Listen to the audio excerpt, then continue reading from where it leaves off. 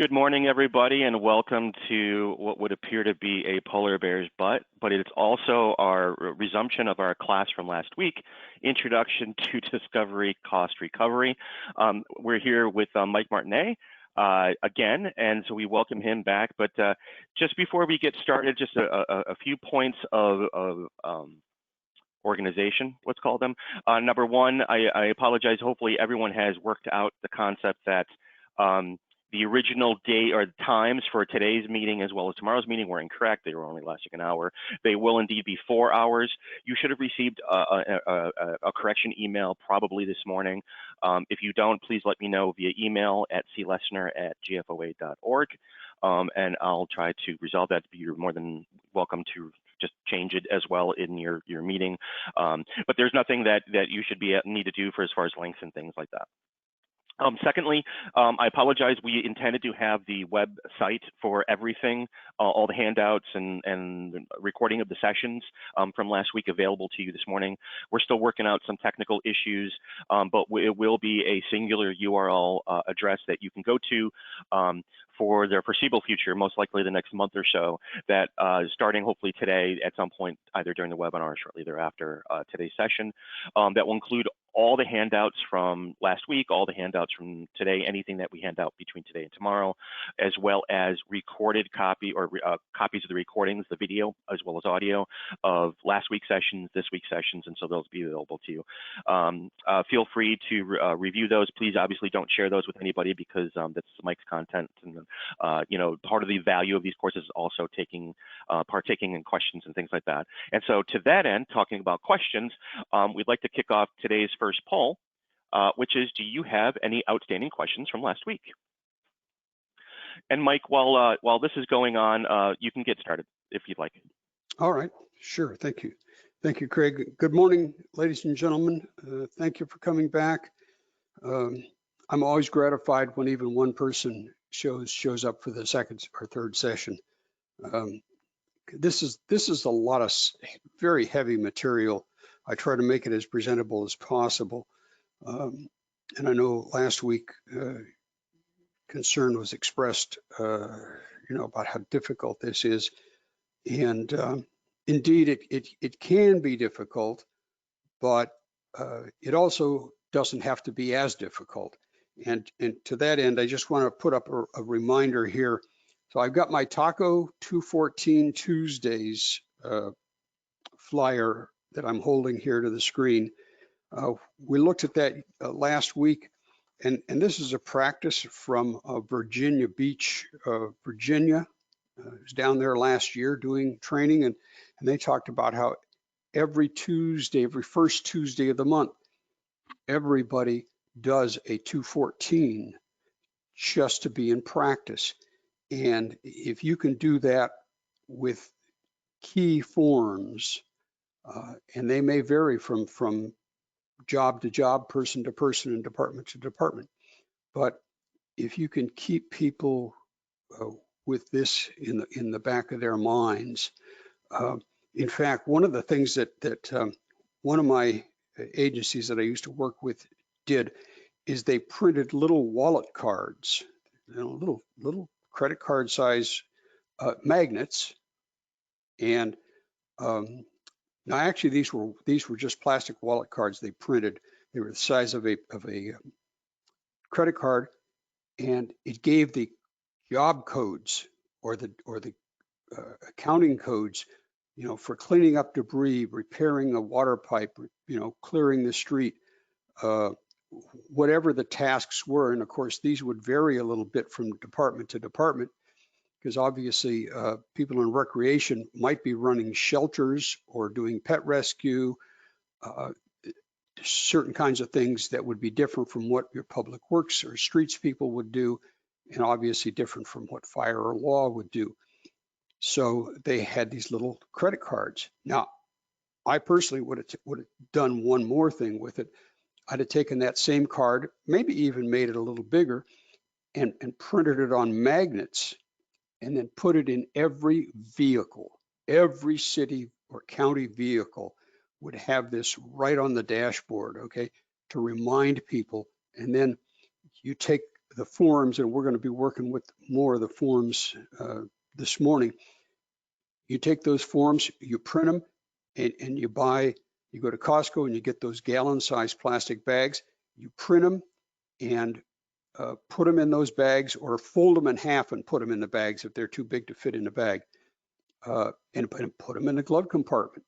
So you put a dozen or so forms in every vehicle, so they're right there, and people don't have to go looking for them when a disaster hits, because they're carrying them around with them every day. And you put them in that plastic bag so they don't get dirty. And so there's little tricks you can do that can make a significant difference when the time comes. And sometimes it's these little things that help you do a better job of tracking your expenses that make our job easier on the back end when we're trying to do the cost recovery. So we left off with Wally the polar bear yesterday, or last week. And so we're going to start out this morning with two training videos, two very short training videos. They're very visual. There's actually no words spoken in either one of them. A little background music, sound effects, but no speaking. So I'm just going to play them straight through. They're very visual. Here we go. Yeah, here we go, he says. How come? Let's try this other device. There we go.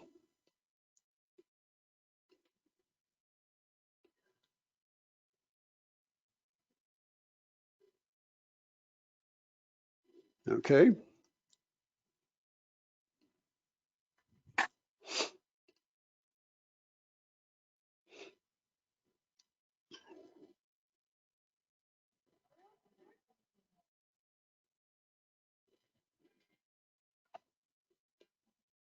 We need a laugh track for this, Mike. I'm laughing for you, just so you know.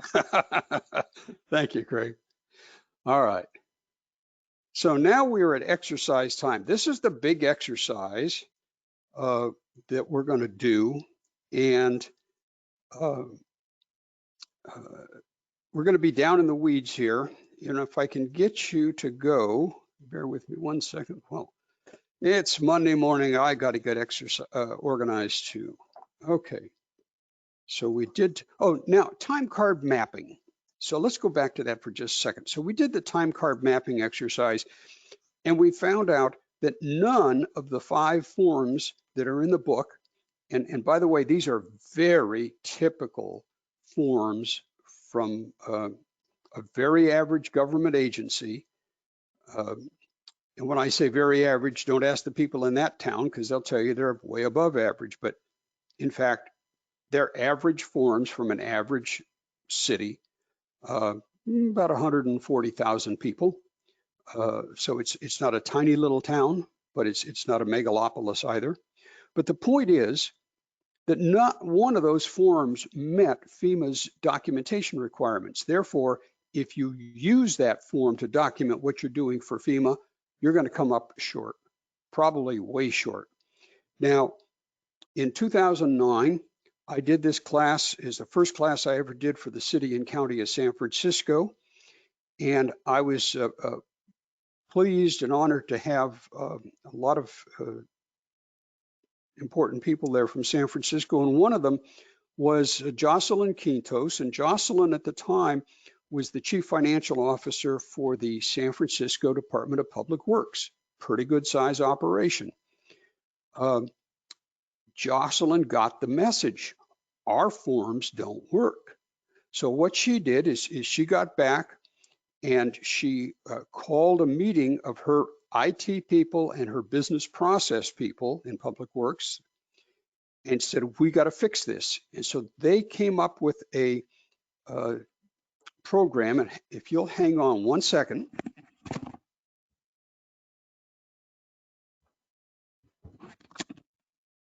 I didn't realize I was going to need a device this morning. So here's my iPad. They wrote a program and they record every day on either their iPad, their iPhone, or an Android device, their labor, their equipment, and their materials every day. They did it last week, they're doing it this week, they'll do it next week. And Jocelyn can print the FEMA forms that we're going to work with in a few minutes right from the data that her people are entering with their smart device. All right, huge, huge step forward. They're tracking, and they actually improved it, if you will, because they track the labor. If they need materials, they put the materials in here, and then it goes back to central inventory. So if they're running down on a part, they get an inventory report, says, you know, we're out of 6-inch pipe or valves or fittings or whatever. And then the equipment is all tracked properly. And so she can print those FEMA forms. Craig? Mike, we've got a question, just a quick clarification. Laura's asking, pages 131 through 145 are examples of inadequate labor reporting by FEMA standards? Pages 121. 121. 121 through 125. Gotcha. Okay, great. Thank you. Yeah. These would be inadequate, and I'll tell you why. Because first of all, you look at those, and in all but on 125, which is the ICS 214 standard, but in all of these, there's hardly enough room, especially on the first three, hardly enough room for the name. Okay, because you have to have a full name. Joseph Smith, Robert Anders, okay, Andre Good. You got to put in the full name, okay, their job title. There's no place on here for a job title. The hours, okay, they would have to know to put straight time and overtime, and that's not indicated on the form. It'd be so easy to split that field and make it regular and overtime. I mean, these forms don't work, but they could be made to work relatively easy if you put those 5 W's, the who, what, when, where, why, and how long, onto these forms. So these are examples of forms that really wouldn't work. And then the other big piece, well, 2 pieces. One is tracking the equipment and tying it to an employee who operated that equipment. And secondly, there's no space on these forms for a reason why you did the work you did. There is a notes field on one page, but it doesn't say, you know, what was the disaster related problem that this work addressed or anything to that effect. So those forms are deficient in several ways. So Jocelyn, she realized her forms were insufficient, and then she went and fixed it. That's the success story. Now, what didn't happen is other departments there in the city did not adopt Jocelyn's program because it came from Public Works, so it probably can't be good, okay? But they weren't in the class, they didn't learn. So there are things you can do to make this process easier and more effective. All right, now we'll move into the exercise. So if you would go, and what we're skipping right now is information about disaster pay. We're going to still talk about getting people paid, but the pages we're skipping, and you can read them, are about overtime pay for exempt employees. So these are people who are salaried, like I was, don't get overtime. Maybe they get some comp time off, or they get 40 hours of administrative leave because they have to go to council meetings and you know, other meetings in their evening times, or do Saturday events if like they're in recreation or something. But they can get paid overtime and the city can get reimbursed, but you must have a policy putting this in place before the disaster. You cannot do this after the disaster. FEMA always rejects it, okay, if it's done after the disaster, the policy. So it's got to be in place, and there's 5 criteria. Has to be in writing, has to be done before the disaster occurs. It has to be consistently enforced. So you have to do it all the time, whether it's a federally declared disaster or just a local disaster or a state proclaimed disaster. You've got to do it all the time, not just when feds are involved. It may not be discretionary, meaning some of these policies will say, at the discretion of the mayor, at the discretion of the city manager, we will do this. Nuh-uh. You got to do it every time. You know, you do it all the time or they're not going to reimburse you. And the last one is it may not be contingent on FEMA reimbursement. You can't say, we'll pay the employees disaster overtime if we get it from FEMA first. No, can't do that. Okay, you got to do it whether FEMA is in the game or not. So those are the 5 criteria: in writing, before the disaster, non-discretionary, non-contingent, and always enforced, always enforced. All right. Now, if you would go kindly to page 131, and I'm so old, I don't really remember 4th grade, but I'm sure some of you still remember 4th grade. And when I ask this question in live training, somebody always says the best part of 4th grade was recess.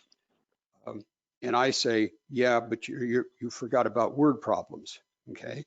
Well, this is a word problem we're going to work on. So if you go to page 131, what I'd like each of you to do, and please, there is a method to my madness here, okay?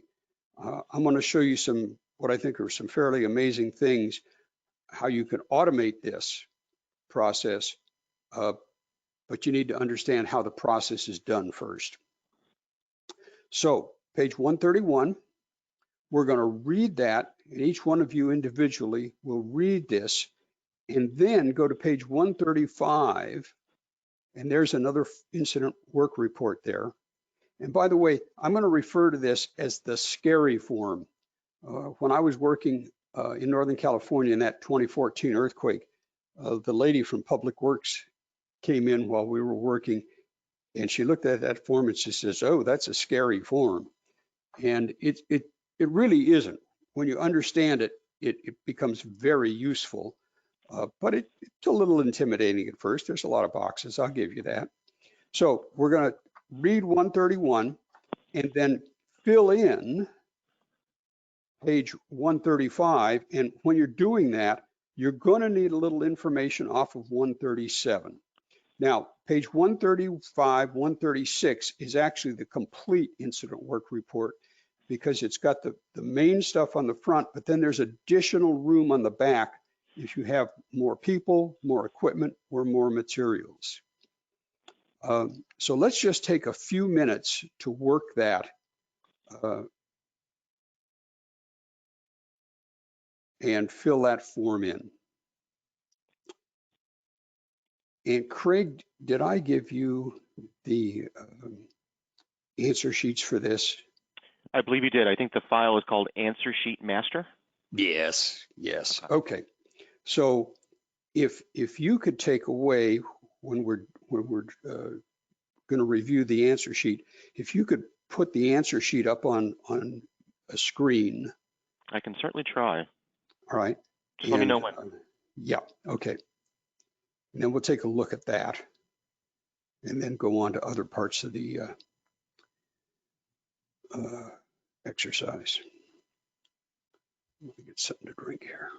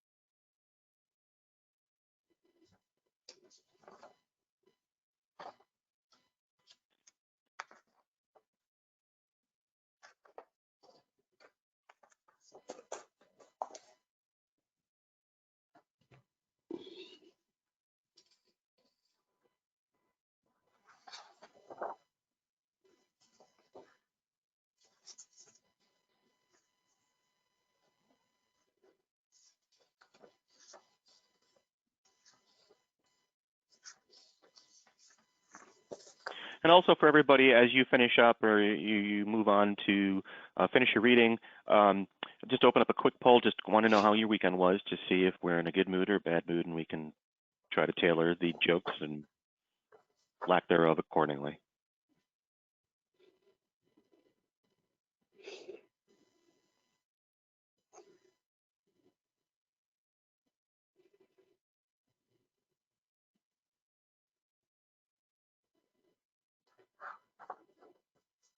Once you're through with that poll, Craig, would you put up the answer sheet?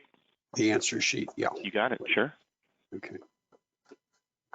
We'll leave this up for just maybe another 15, 20 seconds. Yeah.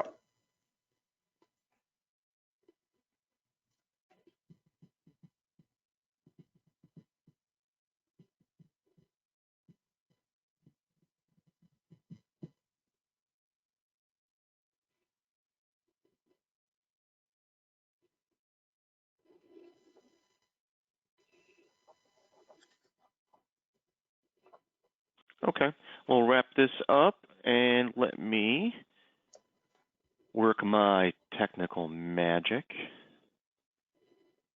to show.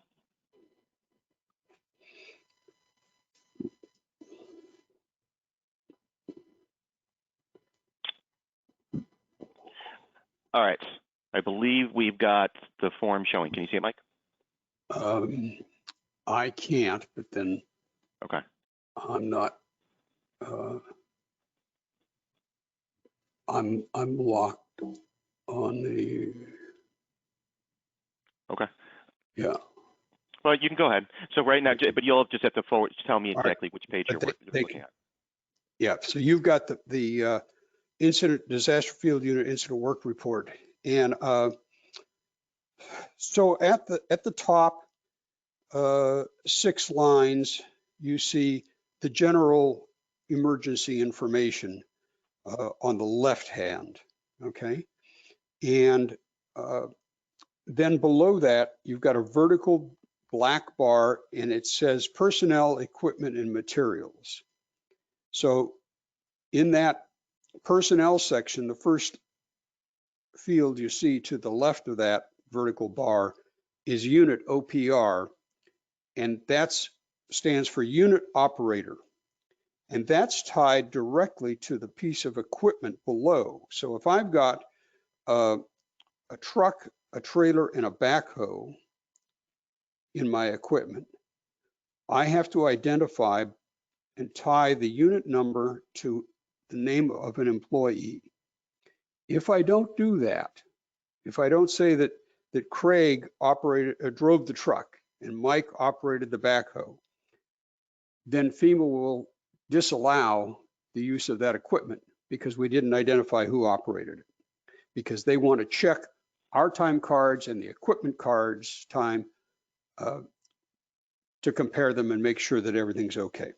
So that's number one.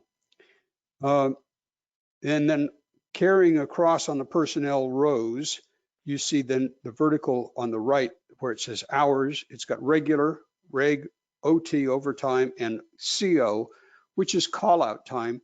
And this is time that employees, particularly like in public works and streets, if you wake them up in the middle of the night, 1 o'clock on a Wednesday morning or 2 o'clock on a Saturday afternoon when they're not normally working, and you need them to come in, they get a minimum of 2 hours or 4 hours just to show up. Okay, if you send them home a half hour later, they still get a 4-hour minimum. That's call out.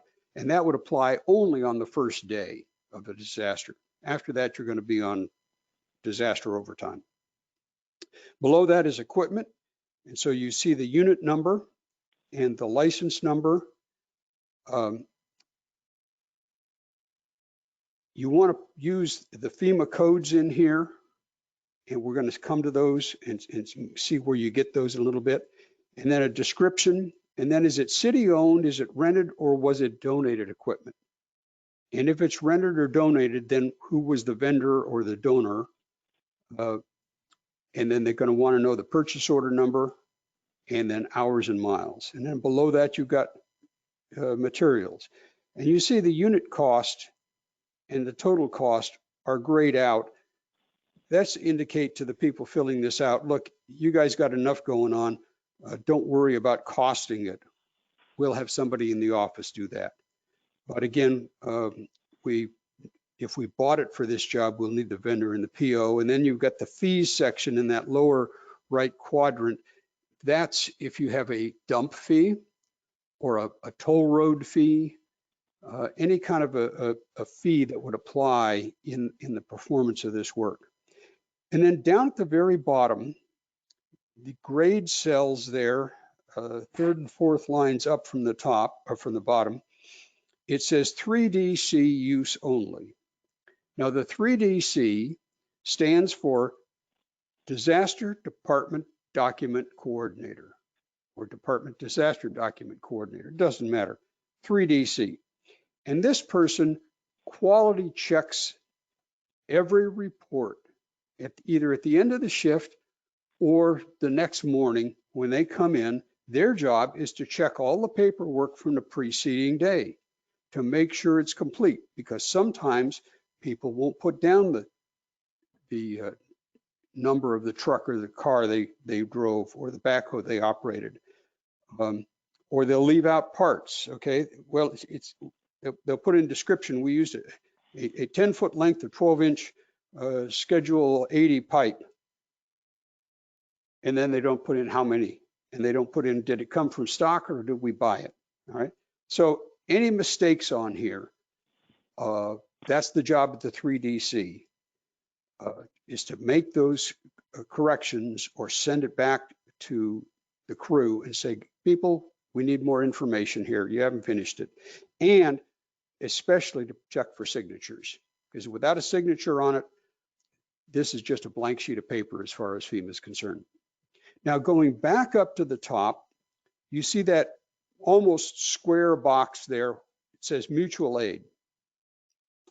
That's not on the FEMA forms, but it's important to us, because if we receive mutual aid, and for those folks in California, there is a California Public Works mutual aid program. It is run by Los Angeles County Public Works, and so you can access public works, streets, roads, all that kind of stuff throughout California. And it's not just Southern California.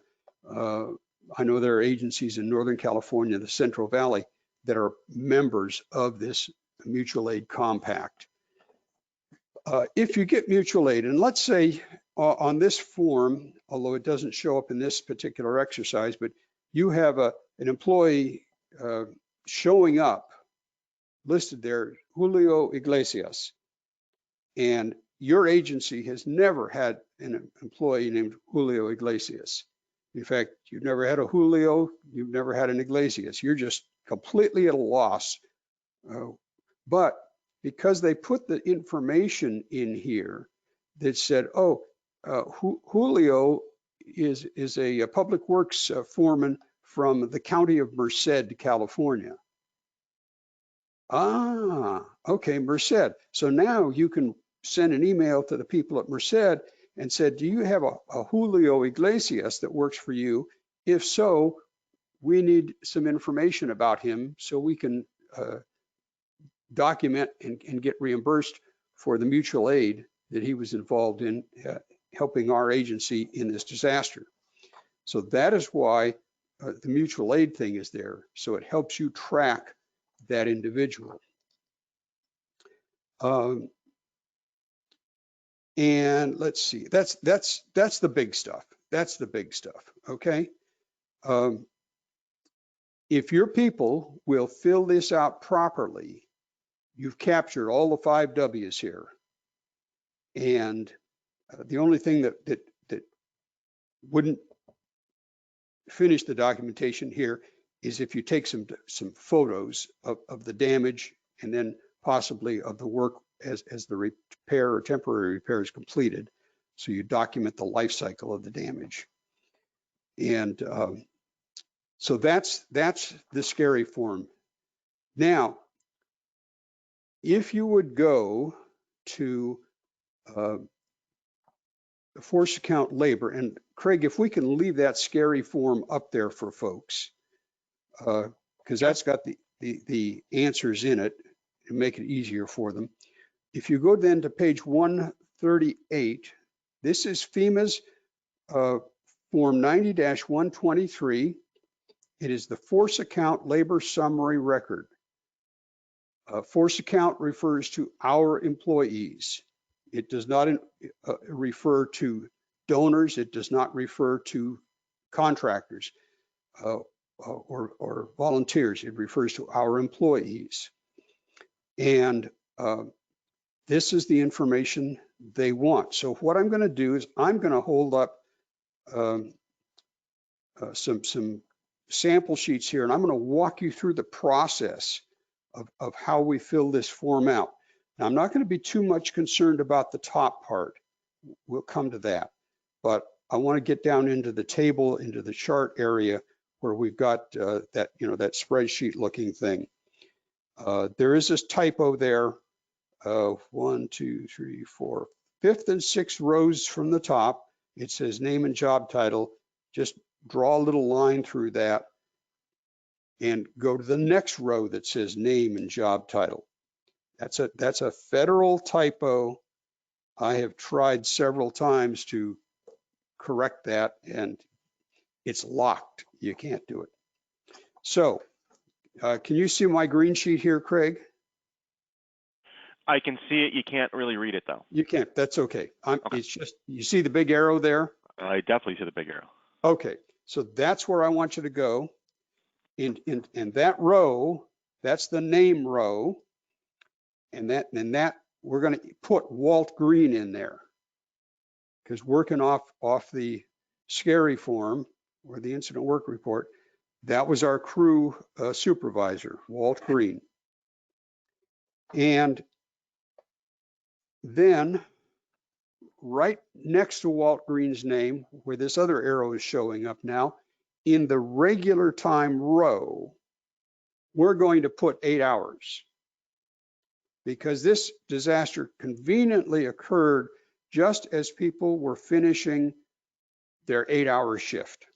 They work 5 days a week, 8 hours a day. So in the regular column, we put 8. We are not going to charge FEMA for that time, but we need to show them that Walt already worked 8 hours.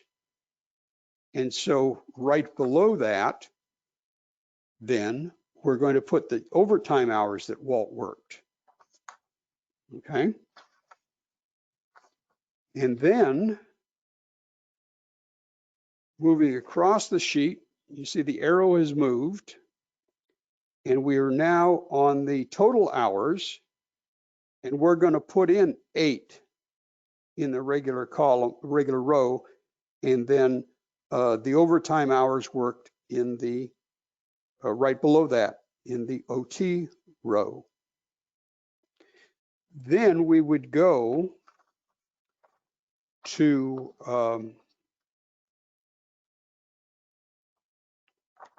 page 139, and this is the salary and benefits information for all these people in these scenarios.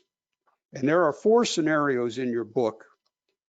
And the reason is that a lot of times people, they tell me, well, we had that last EOC exercise, there was nothing for us to do. We just sat around all day.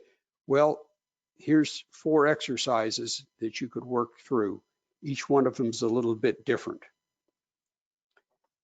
So we come over here to where it says hourly rate, and looking on page 139, we see that Walt Green's hourly rate is $25.50 an hour. And we put that in the regular row. Right below that, in the overtime row, we multiply 2550 times 1.5 for time and a half, and that gives us $38.25. That's Walt's overtime pay. Now, in the regular row, we're not going to do anything else. We wanted to show FEMA Walt worked 8 hours and his normal pay rate's $25.50. Below that, we show the overtime hours by day, the total by week, and then the overtime pay rate. Now, we need to go to get Walt's benefit rate. So we look, and on page 139, you will see on the far right 2 columns. One says total benefit, total benefit rate percent, and it's 44.79% for Walt. And then the overtime benefit rate is substantially less. It's 8.75%. So we are going to multiply the $38.25 times 0.0875. And that will give us $3.35. And for all this stuff, we use regular rounding rules. We just work in 2 decimal points. So we got 38.25 plus 335 gives us a total hourly rate of $41.60. Now we always use dollars and cents. We don't put the benefit rates in as a percentage, always as dollars and cents. So we've got 4160 times the number of hours worked, and then that goes into the total cost column. So what I would like you to do for just a couple of minutes is work on the math for the other 3 people on that crew.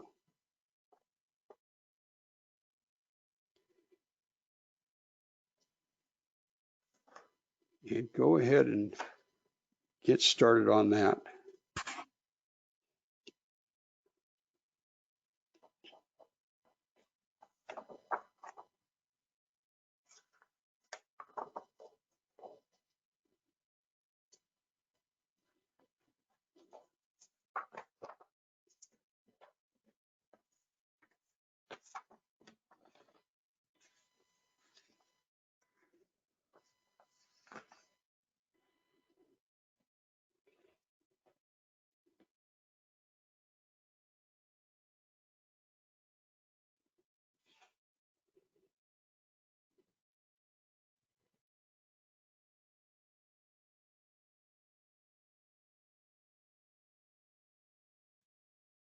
Give them just a couple of more minutes on this, Craig.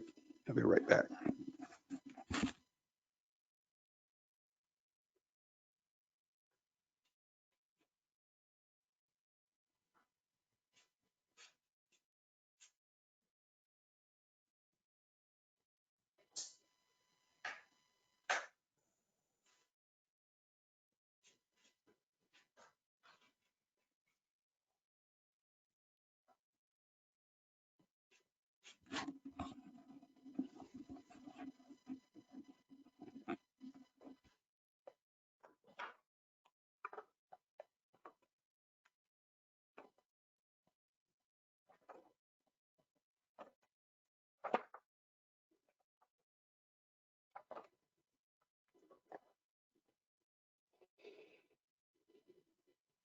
All right, in the interest of time, because I'm just a little behind schedule here where I'd like to be, let me have your attention. And Craig, the next answer sheet that we'll put up there is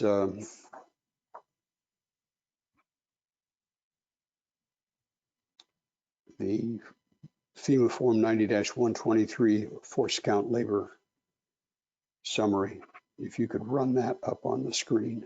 Sure. The force, it just says force account labor summary record at the top. Yeah. Done. Okay, fabulous. All right, let's take a look at this. Now, there's two things that are changes on here. One of which probably is going to grab your attention. If you were working on the scary form, you put 4 hours of overtime in, but on the answer sheet, you're probably seeing 3.75 hours. And that is because the rules, the regulations say FEMA only reimburses for actual hours worked. So if you're working a 24-hour shift in a disaster, you're probably working from like 6 to 6 or 7 to 7, and then the night shift or the alternating shift comes on. And in that 12-hour shift, they're probably going to get 2 15-minute breaks, at least, 2 15-minute breaks and a half-hour lunch. And that half-hour lunch is likely to be paid only because if you don't pay the lunch, then they work, let's say, till noon, take a half-hour break, and then work another 6 hours. Now it's 6 to 6:30, and then the next crew's got to come in at 6:30, and then go to work till 7, and the next day it's going to go to 7:30. Every day you're creeping around the clock. So a lot of places it's just a straight 12 on, 12 off, either 6 to 6 or 7 to 7, whatever. And you're going to have an hour potentially of non-productive time, 15 minutes in the morning, 15 minutes in the afternoon, and then 30 minutes for lunch. That's 60 minutes. And the rule says we only pay for hours actually worked. Now, I was teaching this class in Cupertino, California a few years ago, and I had a real live FEMA person in there, Bruce Nobbenshoe, and Bruce and I got along wonderfully, and I'm sorry to tell you that he's retired because he was one of the really good people at FEMA, in my opinion. Bruce raised his hand and he says, "Oh, we don't do that in Region 9. If you get a 15-minute break, we're going to reimburse it, okay? You got a half-hour lunch, it gets reimbursed." But that's not the rule. But the different FEMA regions have the right, and the rules are written so they can interpret them. So some regions of the country, and we've got, I think, 17 or 18 states represented in this call. Some of your states may be in regions where they do enforce that rule. And you're going to have to put in 3.75 instead of 4 because you had a break. Now, here's where it gets tricky. You're in California, you know Region 9 doesn't enforce that, but guess what? It's such a big disaster, it's a big earthquake somewhere on the coast, and FEMA has sent in people from literally all over the country. We're way past COVID, they got lots of people, they send people in from all over the country. Some of those people come from regions where they do enforce that rule. And now you're going to possibly get some egg in your face when they kick these things back because they're not properly filled out. So you have to decide, are we going to take the deduction of 15 minutes and a half an hour and another 15 minutes or not? It's a crapshoot, okay? It depends who you get from FEMA, depends whether they know the rule, whether they interpret the rule, that sort of thing. The point is, don't be surprised, don't be upset if they come back and say, no, we're not paying you all this time because you got breaks in there. If they do reimburse you for the breaks, fine, that's a good deal. But don't be surprised if they don't.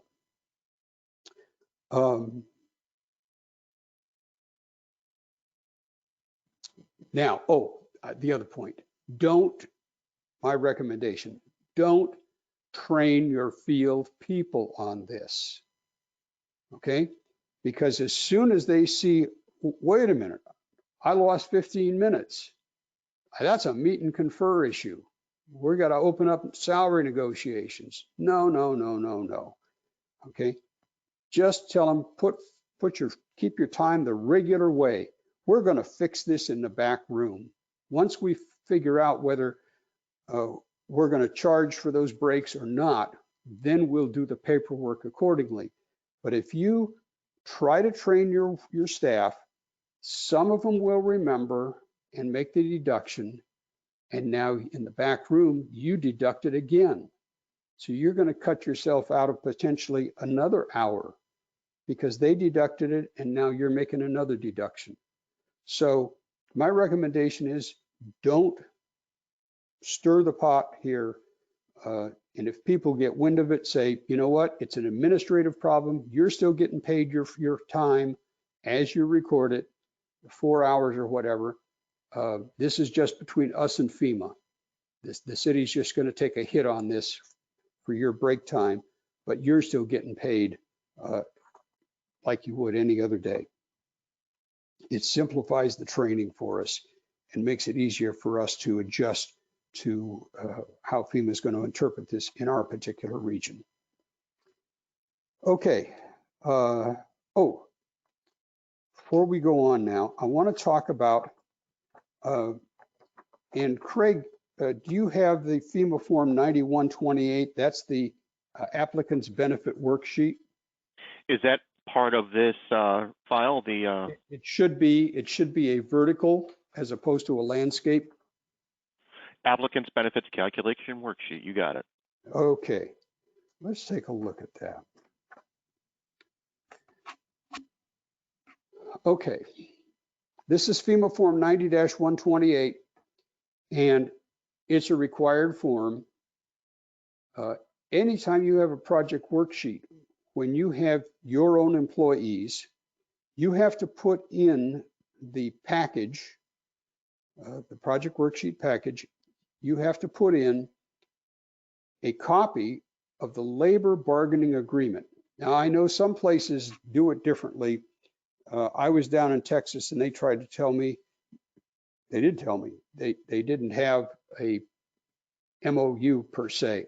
I said, well, somehow those employees have a crystal clear idea of what they're getting paid. There's some kind of a document in your city that sets down in writing what those people make in terms of dollars an hour and benefits. Hey, Mike, we've got two quick questions. Number one, Anna wants to know, could we review one more time how the benefit rate was calculated? We're going to do that right now. Okay. And then secondly, John wants to know, why isn't the overtime hours 3? 2 15-minute breaks and a half-hour lunch. Well, these guys only worked 4 hours of overtime. So in a 4-hour stretch, they would get a 15-minute break.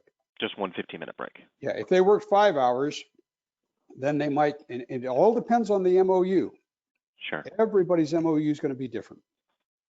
So some people might say they get their regular day, they get 15 minutes paid break, 30 minutes unpaid lunch, 15 minutes paid break. Overtime, they get 15 minutes every 2 hours.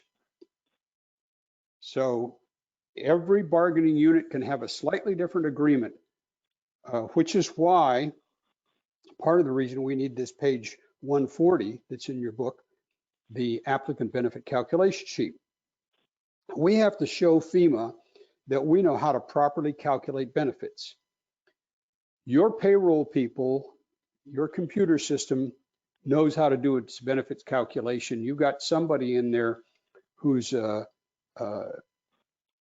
either within your organization, and if it's a small organization, maybe the payroll company does it for you if you have it processed outside. But somehow they know,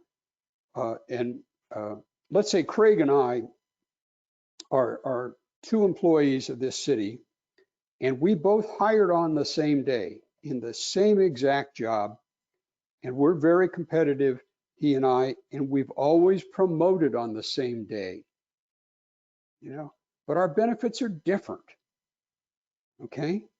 Even though our longevity is the same, our job title is the same, our benefits are different because Craig is single with 3 cats and I am married with 14 kids.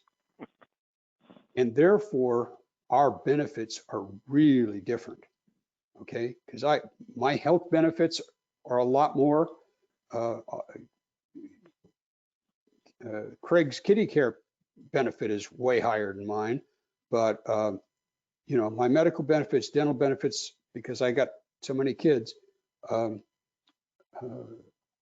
I get more in dollars and cents in benefits, even though in all other respects, we're identical employees pay-wise. Hey, Mike, on the benefit question, someone's asking for the applicant's benefits calculation worksheet, it's got in the grade area all the different fringe benefits. Are those all the eligible benefits for reimbursement, or are these something that we can fill in? How does that work? Exactly, good question. These are typical benefits, but they're not the only benefits, because you'll notice there's no shoot pay. For people who get boot pay to buy, because they have to buy steel toe shoes because they're public works types, there's no boot pay. There's no language pay. You know, Craig is trilingual.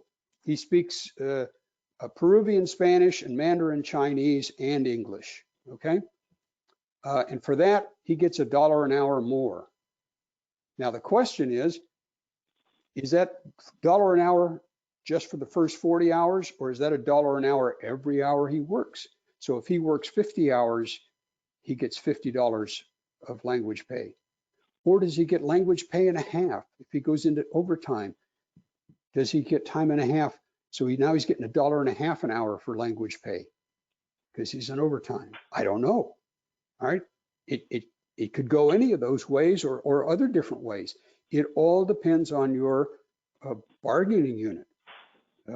My brother was a bargaining agent for his union for a while with his city, where he worked 30 years. And he was the only guy in his group that had a master's degree. So guess what? He negotiated educational benefit pay for himself, okay? And the city gave it to him because nobody else was going to get it except him. And, you know, I mean, it's like, yeah, you can all go get a master's degree and then you get more money. So every benefit package with every bargaining unit is going to be slightly different. And some of the benefits are calculated on an hourly basis, some of them on a weekly or monthly basis, and some of them on an annual basis. Craig's got a new promotion coming up. He's going to go from GFOA to a city, and he's going to be a water quality control technician 3. And to do that job, Craig has to every year take some classes or one class and pass a state exam to certify that he is qualified as the Water Quality Control Technician 3. And for that extra effort on Craig's part, he gets a $500 a year stipend or $1,000 a year stipend or whatever it is, because he has to do that stuff on his own time. All right. So all those benefits, including ones that are not listed here, you got a cafeteria plan, you got pet care in your package. Good. So you're going to put those things down below in the comments section where I've got the answers filled out, the calculations filled out. You're going to put all those things down there. You don't have to do these for each employee. You do not have to do them for each employee, but you might have to do one for each bargaining unit. So if you've got Firefighters Association, Police Officers Association, Engineers Professional Association, SEIU, Teamsters, you got a whole bunch of different bargaining units within your city, county, special district. You might have to do one for each of those different bargaining units because their package may be structured differently. But I've never seen it where it was required for every single employee.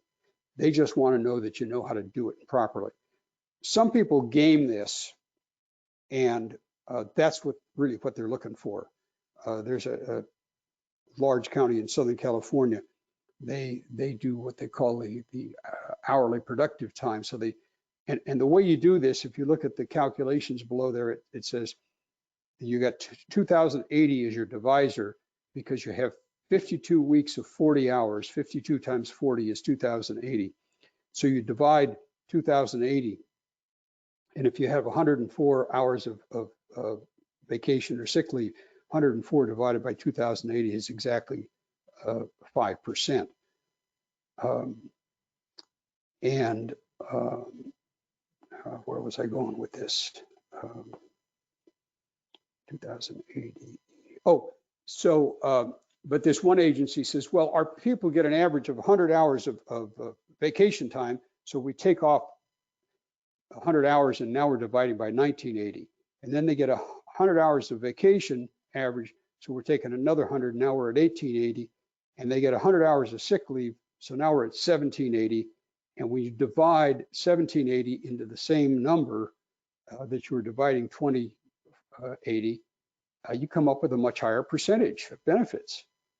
And FEMA says, no, we don't do it that way. Everybody uses 2080 as the divisor.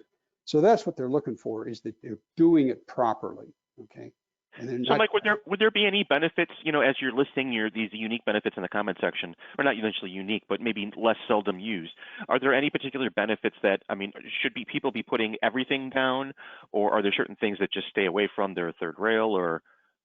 no, any benefit you pay your employees and are required to pay because of your agreement with them, whatever that form that agreement takes, any benefit you pay is reimbursable by FEMA, as long as it's properly documented and you have a agreement in force at the time that says these are the benefits.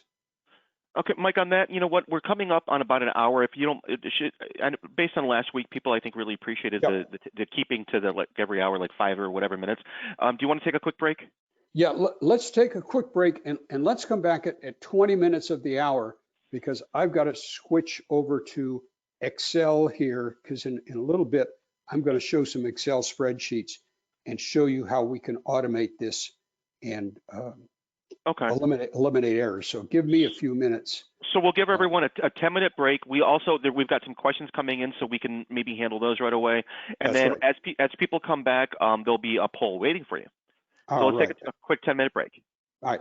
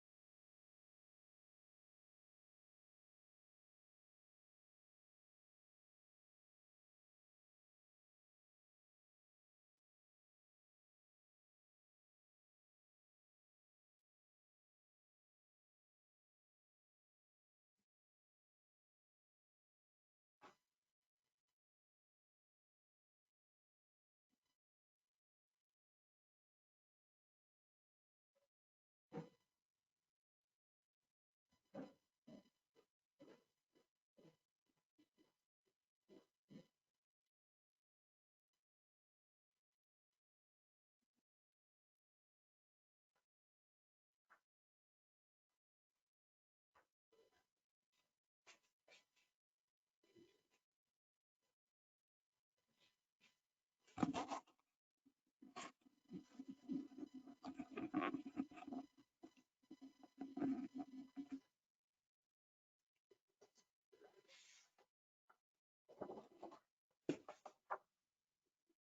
you there, Craig?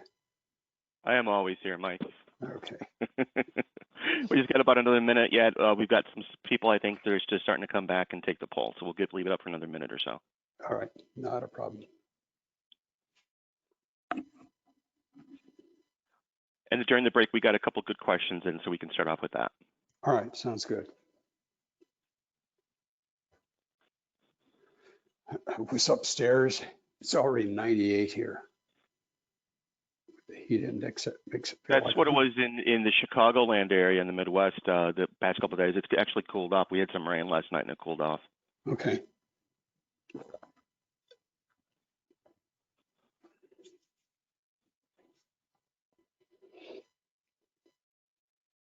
Yeah, it's supposed to be hot here for the next couple of days. Then I think by midweek it starts to cool down, maybe 8 or 10 degrees. It's hard for me to associate heat with New England. Yeah, but I was in Toronto once when it was 105. I mean, she says, wait a minute, I'm in Canada. This isn't right. You had to take off your fur coat, probably. Yeah, I take off, let my huskies, jump in the pool, and yeah, 105 in Toronto. All right. So only 81% of the people have voted. So usually we're a little bit higher than that. So again, we'll give it another couple minute or so. But why don't we just jump into the questions then, as people kind of float back in. But let's see. Well, I'm going to read this out loud, so I'm very, very possibly a Ron Burgundy moment for those of you who know what that is. For the benefit calculation sheet, how do you handle that not every person in a bargaining unit has the same benefit level? Using the differences in medical pay by employee, do we take an average of paid medical benefit for the employees in that bargaining? Oh, sure, I can. If only certain members of a group get a certain benefit, like boot allowances, that subsets get their own benefit worksheet calculation. So for example, you have a public works bargaining unit, but maybe only the mechanics, which are a subset of that bargaining unit, get a tool allowance or something like that, or a boot allowance. I would fill it out with all the benefits, like a tool allowance or boot or bilingual, and then just put a little asterisk there. It says this benefit may not apply equally to all employees. Okay. All right. So you put it in, that sets the high point because you don't want to shortchange yourself. It's better to list it out explicitly, even though it's not for everybody, and just be able to say that this doesn't apply to necessarily everybody. Yeah, and I'm going to show you where you get those benefit rates and from payroll in a few minutes when we go to the Excel spreadsheets. And I hope it will make sense then. But that's what I would do. I would list them all, just put a note there, an asterisk. This is benefit, may not apply to all employees in this bargaining unit. Okay, and then the next question, let's see. We have employees on different work schedules that give them a work calendar less than 2,080 hours. Would we still have to use the 20,080 hour standard to calculate? What is well, let's see. If you're working a 40-hour work week, that's 2,080. But some places work a 37.5-hour work week. So then you're going to use 37.5 times 52 as your divisor. Okay. But you want to make sure in large, bold type, you indicate that this bargaining unit or this agency works a 37.5-hour week instead of a 40-hour work week, in lieu of a 40-hour work week. So just put it in big bold print up front, because they'll go crazy over it if you don't explain it up front. Okay, and here's a situation that I actually came across in my comings and goings in government. Was we had it was a northern city that had a snow disaster or snow event, and one of the ways that they dealt with the overload on snow plowing was to hire back folks that had a commercial driver's license, which across the organization could be people that often didn't function or usually didn't function in that role. So we would never have full-time snowplow truck drivers. They'd always be, you know, a water sewer operator who would have a CDL who would then be a truck driver on the side. But we would have situations where, you know, someone would be functioning in one role in the system and, you know, and their employee title, but then they were being utilized in other ways that had different, you know, pay rates because they were functioning essentially in a different bargaining unit almost. Have you ever seen anything like that? And two, how would you explain that to FEMA, or is that something that you would just make them live in their home, quote unquote, department kind of concept? Well, let me see if I got this right. Let's say we have a hypothetical employee who normally makes $30 an hour. Mm-hmm. But on snow days, because he mows the grass, okay, Mm-hmm. and you're not going to mow grass on a snow day, then he works, and that's in Parks and Rec. But on snow days, he works in streets, different Mm-hmm. department, Right. at a different pay rate. So you're going to show that person at the pay rate they were working at, whether it's higher or lower. You got to show that different rate, and then with good explanatory material up front. This is a City of Placid employee who normally works in Parks and Rec cutting grass, but on snow days receives a temporary transfer, works out of class as a snowplow driver, Mm-hmm. and makes more money or less money and different benefit package. Okay. If their rate changes. Now, if their rates and benefits don't change when they move from their normal job to their snowplow job, then you don't have to do much of anything. Gotcha. Okay, great, thank you. Okay. Now, did you want to, so right now I'm sharing my screen. Did you want to start sharing your screen again with the Excel? Not yet. Okay. We're going to go on then to page one. I want to back up a minute. So the one thing I forgot to tell you about on the force account labor summary record, and did you put that up on the screen?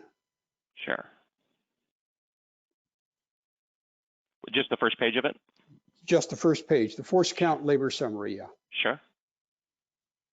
Okay. Is it up there? It is. Okay.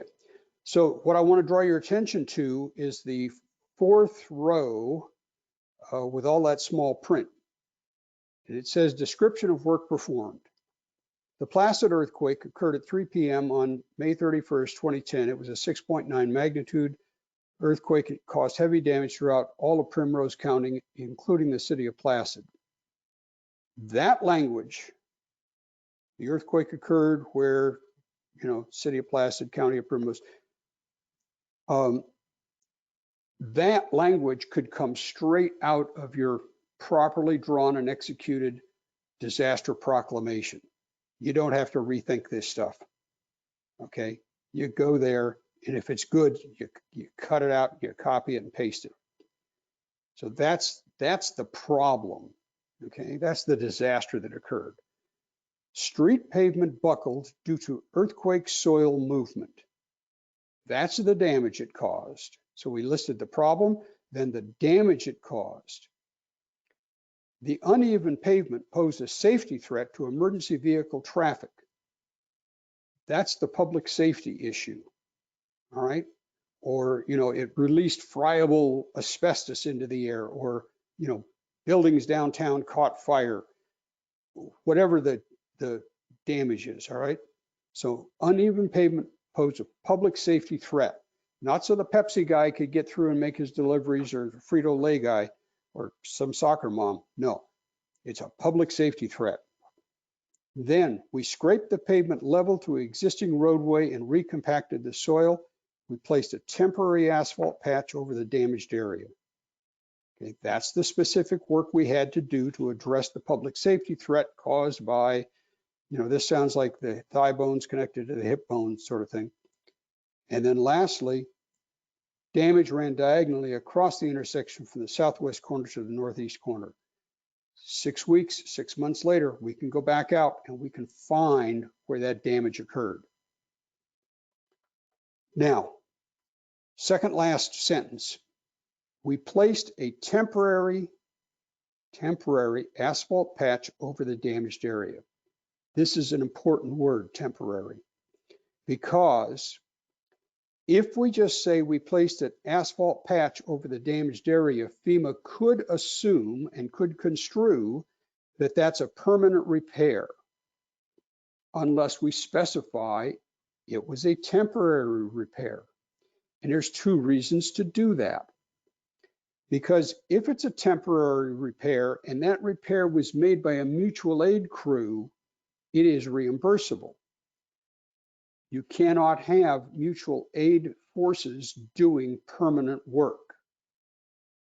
So if they're doing the job, they want to specify it's a temporary repair. Second reason is 6 weeks or 6 months later, you're going to go out there and now, and your city has a high standard for street work. And anytime any contractor or any city force trenches in a city, does work below the grade, and then fills it in, they have to saw cut the asphalt and put in a hot patch. So it's nice and neat and trim and meets the grade. You get paid for both repairs if you call the first one temporary. So you put a temporary asphalt patch, it's reimbursable, properly documented. Then later you want to make the permanent repair. You go back out there, you clean out all that temporary asphalt, and sometimes that stuff is just kind of loosely compacted, and it won't last long anyway. So then you can go back and make the permanent repair to the city standards. Now, to do that and get reimbursed, you have to do that consistently. You can't be doing that just because FEMA is going to pay the bill. That has to be your normal standard of asphalt repair work. So temporary is an important word in there to enable you to get paid a second time for a permanent repair and to enable you to get reimbursed if it happened to be done by your mutual aid partners. All right. And I think you can see here the detail that goes into this. I mean, the amount of detail in this documentation is quite incredible. Now, let's go to page 141. This is the force account labor summary record. And the top part, you can cut and paste everything from the force account labor, okay? You don't rewrite it, you just cut and paste, cut and paste. And here, you're gonna put in the equipment, and I'm gonna explain this. We're not gonna actually do this part of the exercise because I wanna catch up a little bit. So in the equipment, it says indicate size, capacity, horsepower, make and model as appropriate. And then you see it says equipment code number. This is a 4-digit number that FEMA assigns, and we'll see that list in a little bit. You download it from the internet. You go or Google, FEMA equipment list, and then right next to it, you put the operator's name, the days and the hours, the equipment rate, the hourly rate. We're going to use the FEMA rate, and then the total cost, okay? If we were doing the exercise, we'd use the information on 142. On 143, it's the rented equipment summary record. So we need more trucks or tractors or whatever piece of equipment we need, chainsaws to cut down fallen trees. We got to go out and rent some. And this is where we would list these. Now you see this is a little different because they want the dates and hours used, and then it says WOPR and without OPR. That's with operator, without operator. You can rent some equipment with an operator, and some of it you can rent without. Let's say you need, fire department's got a collapsed structure, a big structure, and they need a big crane, 100-ton crane to reach way into the middle of this structure. You have to be licensed and certified, perhaps state registered, to operate that kind of a piece of heavy equipment. Okay, you got to be a licensed operating engineer. So you're going to have to rent that with an operator. On the other hand, it could be just a air compressor or a backhoe, and you've got people who can operate those things. You got to put the vendor, the invoice number, then date and amount paid, and the check number. So this is going to be filled out in stages. All right, so your people are going to fill out the equipment, the dates and hours used, whether it was with or without an operator. They probably will not know the cost. They may or may not know the vendor. They probably won't know the rest of that. So people in logistics purchasing, somewhere in the office are going to have to fill in the rest of this. So this is going to be a multi-person form, and you're going to have to make sure that if you've got rented equipment, you know which sites it was used on, so you can go back and fill these things in. Because if you can't put in the date and amount paid and the check number, FEMA's not going to reimburse you, because they want proof that you paid for it. And if you can't prove that you paid for it with a check copy and the invoice and all other proper documentation, then you're likely to get denied. Material summary on page 144, quite similar. You just put down what you use. The important thing here is you want to know, did it come from inventory or did you purchase it? All right, and you see at the far right, it says info from, check one, invoice, and then it says STOC, and it looks like an I, but it's really a K. Okay, so you got it. And if it came out of stock, you know, you went to the into the material shed and pulled out 40 sheets of plywood, you better write out the receipt for those 40 sheets of plywood, because if you can't prove that you took it, then you may get denied. Contract work summary, that's for very small projects like boarding up windows or very limited operations. You cannot use this form on a large project. Okay, that takes us to the end of that. So Craig, what I'm going to do here is I'm going to get up close and personal. Well, do you mind if we take a quick poll? I got to keep on schedule with these as well. No, just for a hot minute. Yep, that's good. And I'm okay. gonna put up my Excel here. Okay. Well, then that will work. So based on the last question we had, looking at what would FEMA's if FEMA made a movie, what would it be? And now we want to get a little bit more information on what is the quote unquote best disaster movie, because they of course are disasters and they're very sad. But we go to see these movies, or at least we used to go see these movies in the theater. And what would you think? And I'm sure there's lots, and I mean lots of movies on this list, as I debated what to put on this list, which is why there's another that if you disagree or there's not something that's reflecting your tastes, please let us know via questions. All right. Do I wait or can I go ahead? They can only see the polling screen right now, so it will just be another 30 seconds or so. All right, not a problem. Now, do we need to? Are you going to be sharing your screen, or? I'm going to share my screen. Okay. I'm going to show my Excel. We're going to run through here. So I think I have to shift back to you as the presenter. Okay. Ooh, we're getting some good ones. Some good not on this list ones. Okay. San Andreas, The Day After Tomorrow.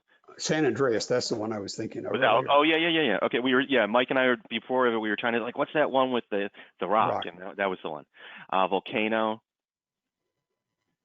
Yeah. And when I say best, not necessarily Oscar quality, then we're not necessarily Yeah. talking about acting, because you know what, when you're in an emergency, the last thing you need to focus on is acting. You got to worry about getting safe and stuff like that, right? So, Yeah. I'm looking at like Dante's Peak and like Volcano. I'm like, yeah, those aren't the best movies. Yeah. All right. You All right. you tell me when when you're ready for Oh, me. sure. And we're just about there. And it is back to you. Now I can see your camera, but we cannot. Okay. We can see you in a very big way, Yeah. which is fine, which is good. But that's all we can see. Yeah. Okay. I'm going to close that. And can you see my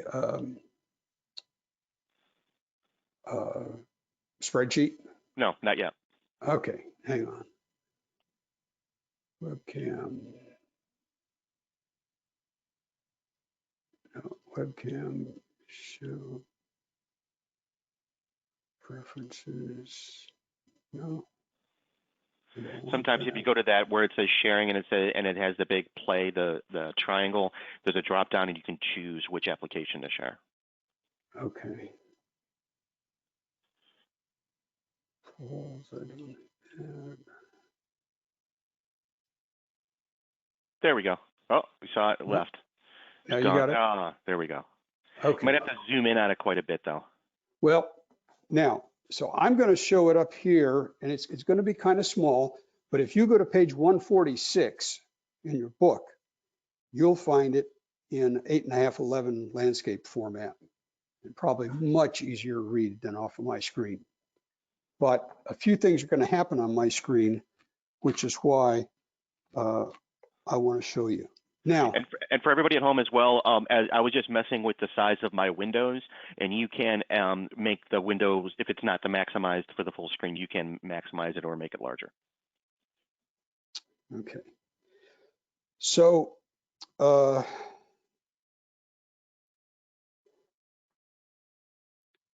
my theory, as I think I explained last week, is that if I get my people to fill out one form correctly, I'll back off asking them to do a second, third, or fourth form. And so we've got the force account labor, force account equipment, force rented equipment, and materials.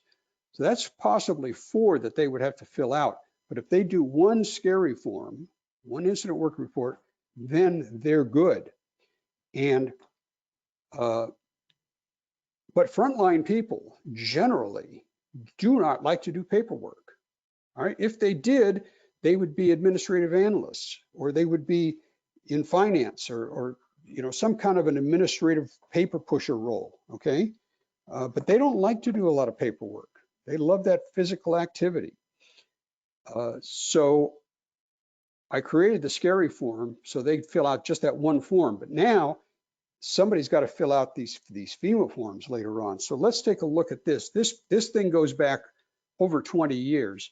Now this top information here, that's in rows 1 through 8, you fill this out once, and then it transfers to every other form. If you look as I switch pages here, switch tabs, you'll see that information is the same.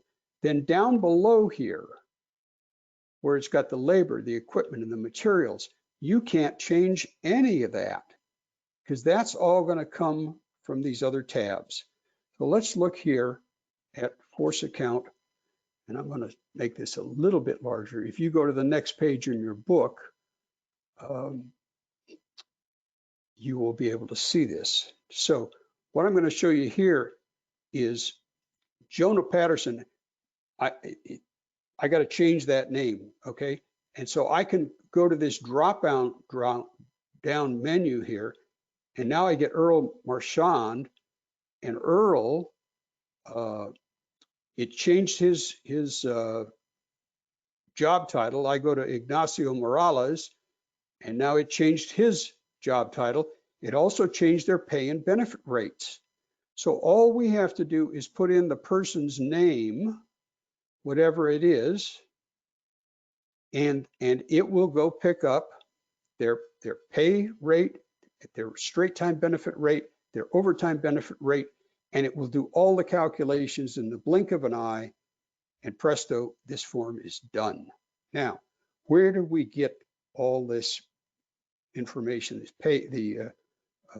name and titles and everything? It's right here, tab 10, okay? Now, you see some yellow there. That just tells me that these people highlighted in yellow are in my scenarios that we just worked on. That's the only thing, okay? It's just a visual for me.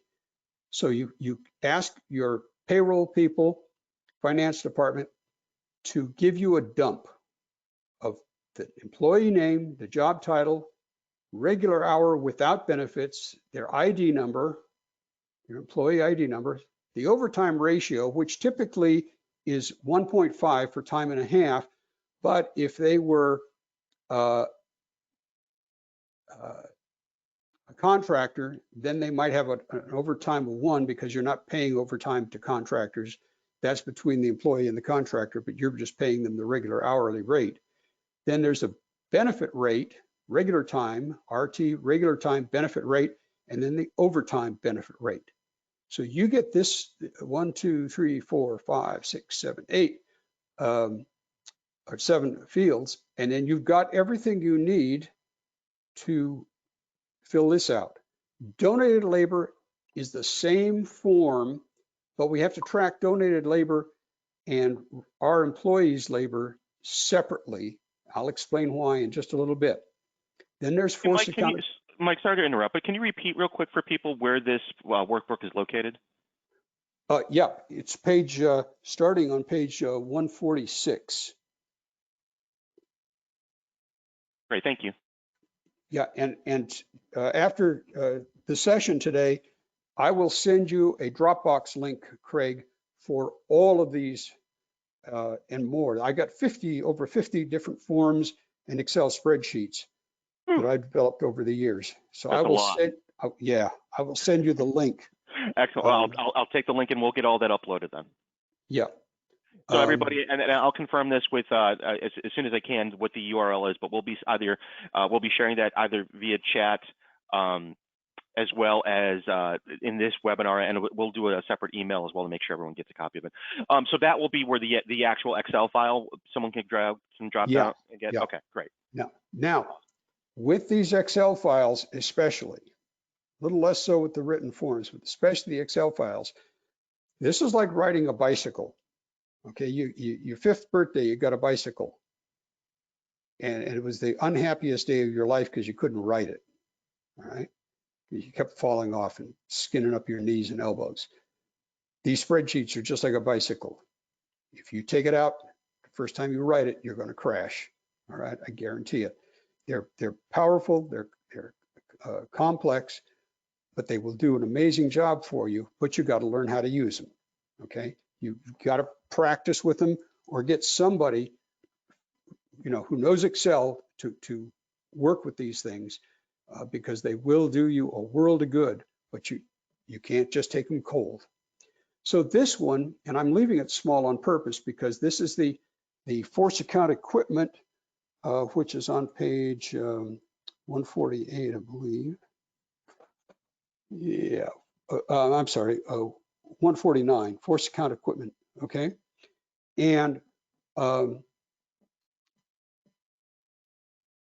go into the details of it in just a moment, but a lady named Diane Simons, who worked for the city of Denver, called me up one day and asked me if they could create a custom equipment list based on FEMA's list. And that's what these other columns, these orange, yellow, green, and purple columns are. This is where this program has the power. So in the orange columns, I give my equipment a unique numerical code. Must be numeric, it cannot be alphanumeric because of the way Excel does lookups. In here, I put the FEMA equipment code, and then this is green is all the FEMA data. And I'm going to just punch this up a little bit here. Okay, so now I got a drop-down list and I just select my piece of equipment.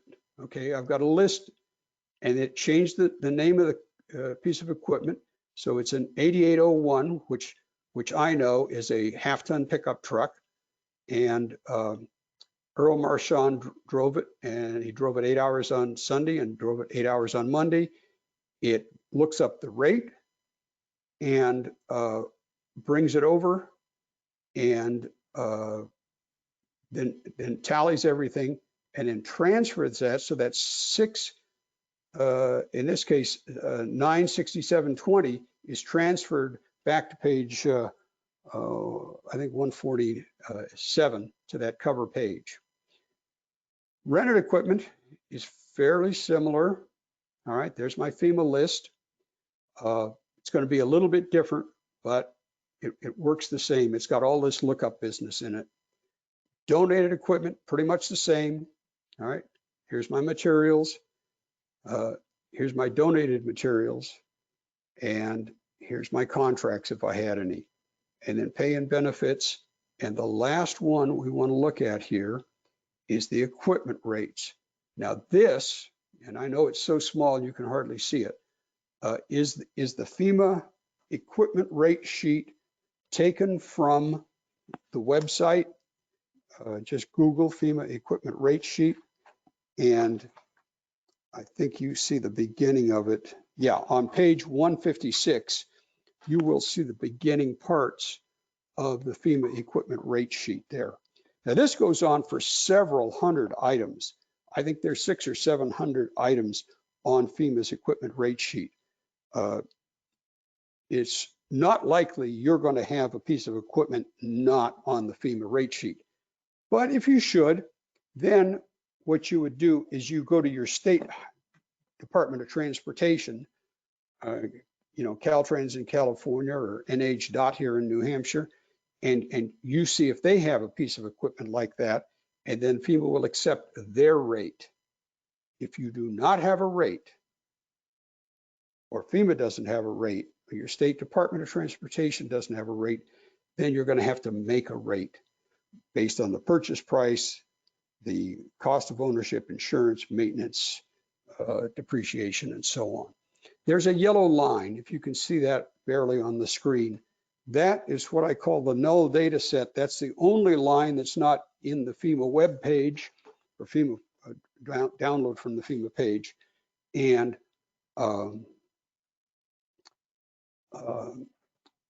I need that to keep the divide by zero error from occurring. Okay, so I'm going to close this one. But this, and I want to go back here to this pay and benefit rate sheet. This pay and benefit rate sheet, you're going to see this in a number of other spreadsheets. Let's take a look. Field incident work report. Okay. Now, all the spreadsheets you're going to see, all the forms, only 2 of them are locked with a password. All the rest are locked, but not password protected. So if you get this, then and decide you want to use this form, you could customize it. It says City of Placid at the top. You can change it to, City of Diamond Bar or City of Omaha or wherever, and then lock it up again because you don't want people messing with the formulas. All right. Now, this looks a little scary in color, but it gets simple. So this transition here from yellow to red is a visual saying, hey, look, you listed a piece of equipment, but you didn't put an operator. You got to have an operator. And as soon as I put a piece of equipment in there to match that, then it goes away and clears up.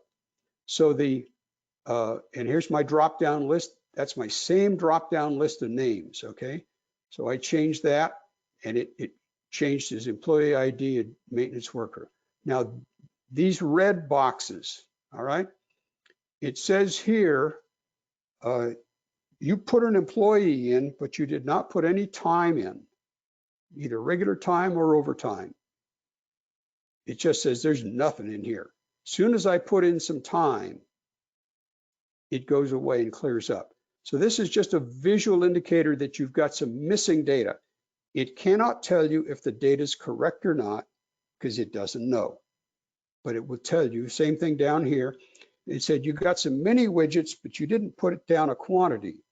Oh, and guess what? You didn't put down a cost either. All right. As soon as you put those numbers in, that clears up. So that's the scary form in Excel. All right, I'm going to close that one. Again, as I said, these things will take some. Okay. Let's do this one. This is the disaster overtime burn rate estimator. Let me just shred this, get this down a little bit. 75, there we go. Okay. Now, and I'm not sure which page this is on. We're going to come back to these other forms that we're skipping right now. Yeah, page 160 is the overtime burn rate estimator. Now, this is an important question.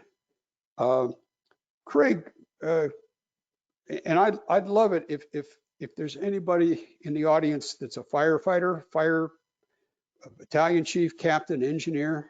Okay. Anybody raise their hand real quick?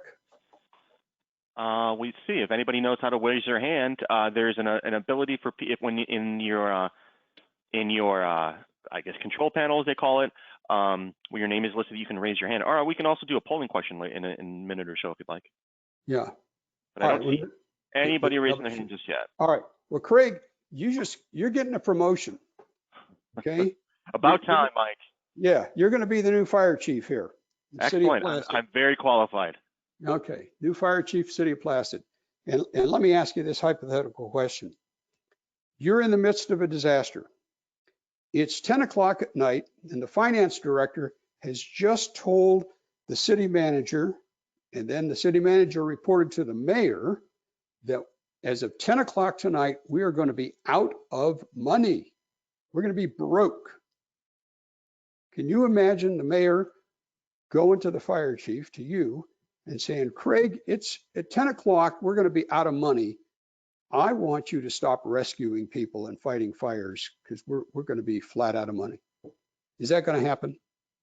Well, I would have asked to the city manager, the mayor, why didn't the finance director get a line of credit, for an emergency line of credit in place, and did they not look at their cash flow report last week and notify me that we were going to run out of money? Why am I hearing about this now?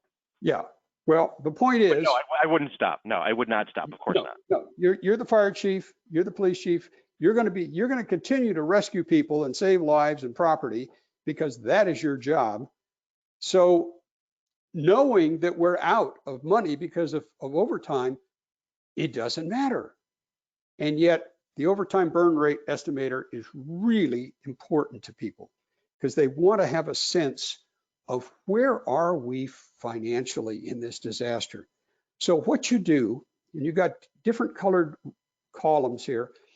In the first columns on the left, which are yellow, your form may be shades of gray, but you put in some information about the department, current staffing that's authorized, the total benefit salary without benefits, salary and benefits, average benefit rate, average overtime benefit rate, and then sometimes you may have temporaries that you call in, especially this is done in the fire department, what they call paid call firefighters. And so you might have some temporary people. And then in the next columns, it does a bunch of calculations and on straight time and then overtime. And then you get to the orange columns and it says disaster shift in hours. So I put in how many of my employees are working 12 on, 12 off, 7 days a week. And you see in the center there some dark gray or on the screen red cells. It says you got a bust, okay? You told me there were 50 people in your department, and yet you've given me 5 and 45, which is 49, so you got an error. Again, as soon as I correct that error, then it clears. And the green columns, it's the estimated disaster payroll costs. The white columns before the red says the percent of budget left in the fiscal year and the total remaining budget for payroll and benefits. And then in the red columns, it tells you the days of left at the current burn rate and the rate that you're presenting. So this hypothetical example, there's 100 days left in the budget year. They're going to be out of money in 50 days. So they're burning at 200% of normal with all the overtime they're working.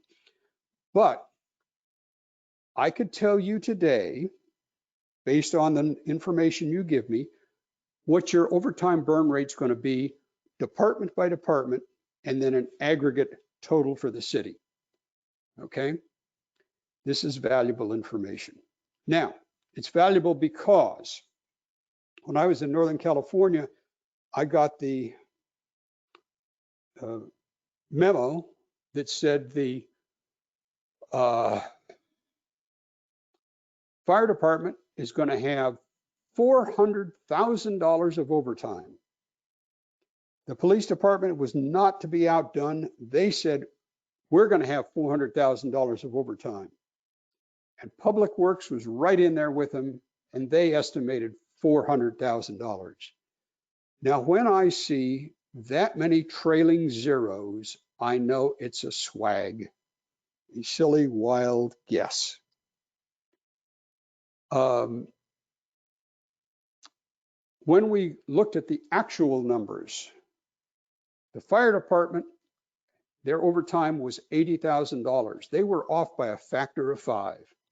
The police department overtime was $100,000. They were off by a factor of 4. And the Public Works overtime was $200,000. They were off by just merely a factor of 2. But when FEMA and your state people see these swags, you know, and all the departments are the same in this case, they know you don't know what you're doing, okay? You're just swagging it. But if you show them numbers with dollars and cents and percentages and fractions, it's like, oh, these guys got it, okay? You've got an estimate, all right? And it impresses them that you have a handle on the overtime. It is an estimate, okay? It is an estimate, but it's a working estimate. Now, the other thing is you've got an estimate that says you're running $25,000 a day of overtime in the fire department. But your labor reports are coming in at $15,000. Now you've got a benchmark, because if you didn't have this estimate of burn rate overtime, whatever you get, you're happy with because you don't know any better. But you've got something, you've got a benchmark here. You got a tool, and you can go back to the fire department and say, people, listen up. We believe, we have every good reason to believe our calculations show that your overtime should be running $25,000 a day. And all we've got here is $15,000 worth of time cards. Where's the other $10,000? All right. Or you're getting $40,000 worth of overtime reported and a $25,000 estimate. Again, something's wrong, but at least you know something's wrong and you can begin to look for it. So the benefit of this tool, even though you're still going to rescue people after you run out of money, but the benefit is you've got a benchmark to see how your processes are working, and you've got a tool to show your state and the feds, this is what we believe our overtime is going to run. And they'll run a few calculations on it, and they will be impressed because you've got a working estimate, a real working estimate that handles all of the factors, and it's not just a swag. So that's the overtime burn rate estimator. This one is also locked. Now, if you want to change it or improve it or fix something, I would love to know, because then I'll make it available to everybody, but I will have to unlock it because there is a serious lot of programming in here. All right, and I want to go to one more. All right. Now, I want to talk about something that we'll mention again, and that is DAC, D-A-C, or Direct Administrative Costs. When we're doing these project worksheets for FEMA, we can get some additional allowance for our time and labor pushing these project worksheet through. Excuse me. So DAC, or Direct Administrative Costs, but there's a catch to DAC. Well, first of all, you can get up to 5%, but you have to document it. They won't give you just 5%. And you get 4% up front, and then when you close out and everything's complete and properly done, then you get the extra 1%. So it's a maximum of 5%.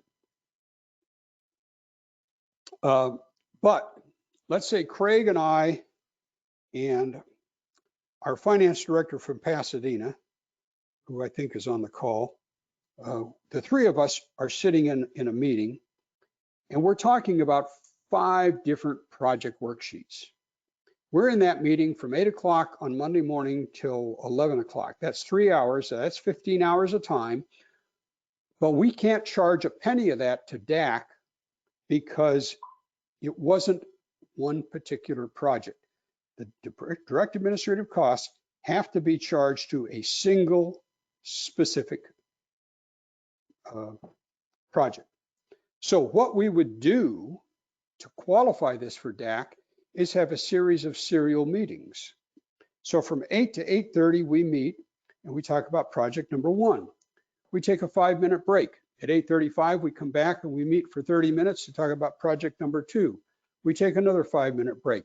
We come back at 9:40 or 9:10 and talk about the next project. So we have serial meetings, and now all of our time counts, minus the 5-minute breaks. But to properly document that, we need an agenda for the meeting, we need minutes, we need our assignments, and then we need a labor cost summary. And that sounds like a lot of work. But if you fill this form out, then it will do it all for you. So, okay, I'm looking for who's going to attend, and there's my list of people again. All right, there's my same list of people. So all my people get all my employees get listed on here, and we just keep adding people to this list. And then we have a list of options. What are we working on this? We talk about in this project. And so we enter those things, the names and the topics, and presto, that's the agenda. Right there, there's our agenda, okay? And then there's the minutes of the meeting, ready to break out. All we have to do here is then put in the notes, you know, what the general discussion was about and so on. And then the assignments here, same thing. Those are our assignments. And again, we've got our drop-down list of employees, all right? And each one of these things here relates to what we put on the base data. And then here's our labor cost summary. Now on the labor cost summary, it will calculate all of this with just one difference. Is it straight time or overtime? If you watch over on the right, when I click from straight time to overtime, that's got fields are going to flip, okay? And now I'm completely costed out. So I have a breakdown. So I have my agenda, my minutes, my assignments, my labor cost summary, all from filling out that one form. Okay, and I just do that for each meeting. And then I'm good to go. Then I'm good to go. Okay. So many of these are not FEMA forms, but they will help you manage the FEMA forms. They will help you collect information you need for the FEMA forms. Now, I would like to go back. Hey, Mike, just sorry to interrupt, but we're just coming along a time for like a quick break. Do you mind if we take a quick 5-minute break? Not at all. Let's come back at 25 minutes of the hour. 25 minutes of the hour? You got it. Yeah, we'll give it about 7 minutes. All right. Very good. Thanks. See you in 7 minutes, guys. In the meantime, when you come back, there'll be a poll waiting for you.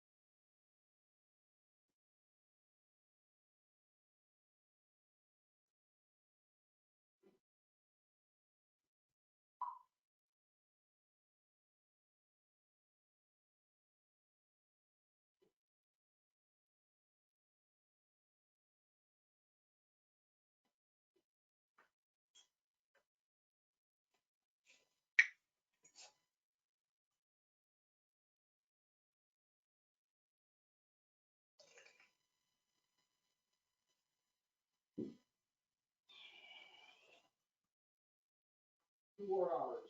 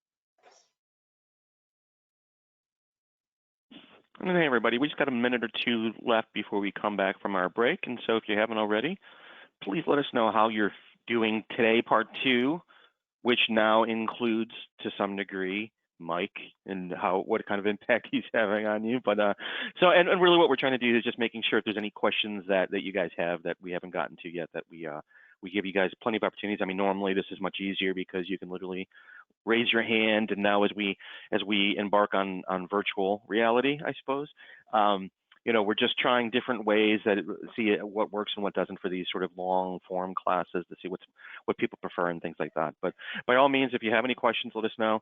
We've got some people that are telling us they're much better, so hopefully that has something to do with us as opposed to something that you're multitasking with on the background. And don't even try to tell me you're not multitasking, because that's the new reality, right? But hopefully, you're finding value in today's class. And while I have the opportunity before we come back, we still get a couple questions. The videos from all these classes, there will be 4 individual videos for each day, will be posted once the class is complete at the URL that we will be providing, hopefully today after the conclusion of today's class. I'll be sending this out via email to the group, and we'll also have the URL available for everyone in the chat, so you can just click through it and don't have to remember to type it in, things like that. But that being said, Mike, if you're available, I think we're ready to go.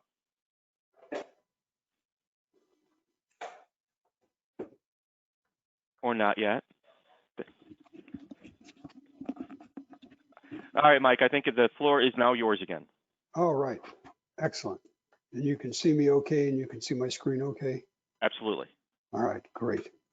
All right, so I want to look at the toolbox for just a couple of minutes. So we've looked at the FEMA forms. Let me make sure we got them all here.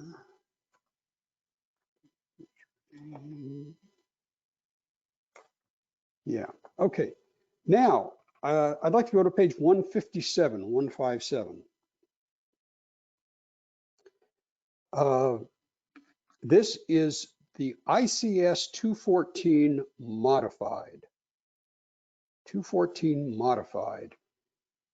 If you compare it, flip back in your book, if you will, to page 125, and look at the differences on this page. There's so many more fields on page 157. And this form meets, for many people, this form will meet your tracking requirement. When you're doing the disaster, you got to have your time record, your electronic time record. You might be using Kronos or ADP or some proprietary software system, web-based, run by some company who does timekeeping. And there's some just amazing programs out there. So you need the time record that's generated that everybody does on a regular basis. You also need what's called a source document, meaning a document that supports their specific activities. So if they report a 12-hour day, 8 hours of straight time, 4 hours of overtime, and it's all disaster related, only the overtime for emergency work is eligible, and you have to document with something like the SCARY form or the ICS 214, and I highly recommend you use the modified version instead of the ICS 214. And I'll tell you why, because we saw when we did the payroll map or the time card mapping exercise that they didn't have a field in there for regular hours or overtime. But now my 157, page 157, the 214 modified does have regular hours and overtime hours, okay? Then an activity log, it's got a start and stop time, a location address, disaster-related problems, and corrective actions taken. Now, the reason why ICS 214 works fine for the fire department is that they designed it for themselves. And the secret is here, if you will, that when you're a firefighter on a fire, guess what? You're in one place. You're at the fire. The Shasta fire, the Camp fire, you know, the Bonnie Doon fire, whatever fire you're fighting, that's the name of the incident. You don't have to put down a street address. It's that fire, okay? That's how it's recorded. Secondly, they don't have to track equipment on this form, on the 214, because they got another form for tracking their equipment. All right? They have another form for tracking their equipment. They generally don't use much in the way of materials, okay? They got their firefighting gear and they got hoses and then they got picks and shovels. All right? Not a lot of equipment that gets used up. I mean, that stuff's charged off on the day rate on the truck. So the 214, while it works great for firefighters, oh, and the time, you notice there's no time here. That's because 24 hours a day, they're getting paid. 24 hours a day. If they're there for a day, they're getting paid 24 hours or that portion of the day. So for the 214 modified, we had to put in time, start and stop. And at the bottom, and I'll explain why, you're probably not going to have much equipment. A pickup truck, maybe a sedan or a van, but you're not going to have a lot of heavy equipment like public works or roads people do.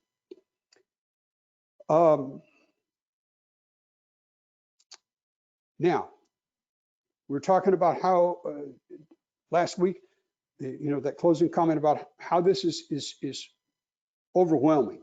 All right. Well, it doesn't have to be. Excuse me. One of the things I would do if I was running my city, I would print the 214 modified on colored paper. All the streets people, for street division, it's going to be green. For public works or water department, it's going to be orange. For another department, it's going to be yellow. Another department is going to be light blue. So when I got a stack of paperwork I'm dealing with in cost recovery, well, the first thing I can do is separate it by color.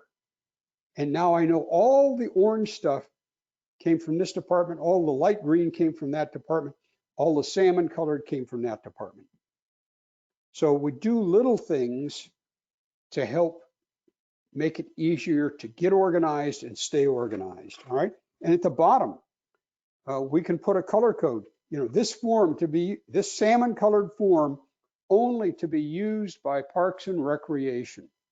This green form only to be used by streets, etc. The instructions are on page 158. Then you see the other forms we looked at. Go to 163, the Special Disaster Operations Daily Time Log.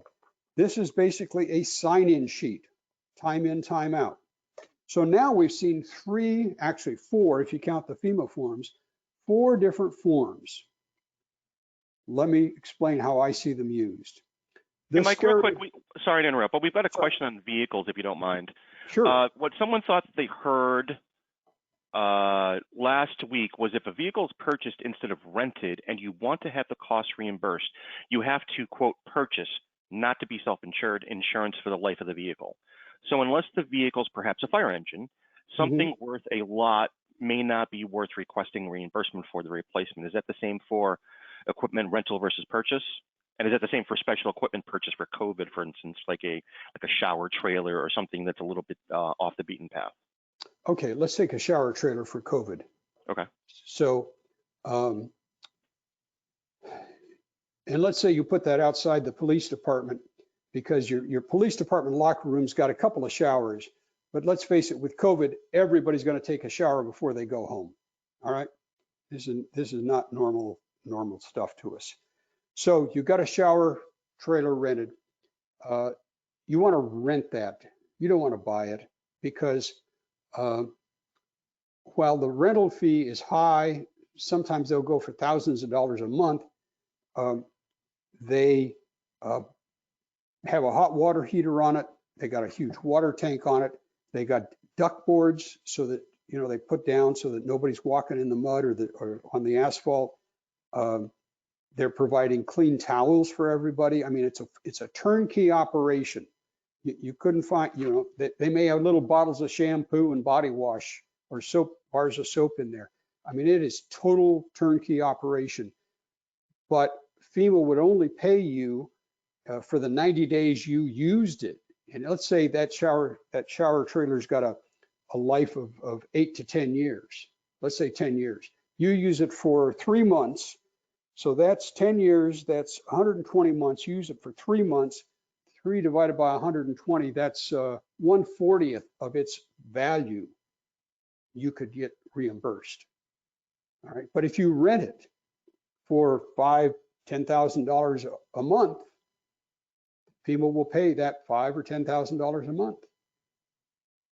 Okay, so it's almost always better to rent if you can.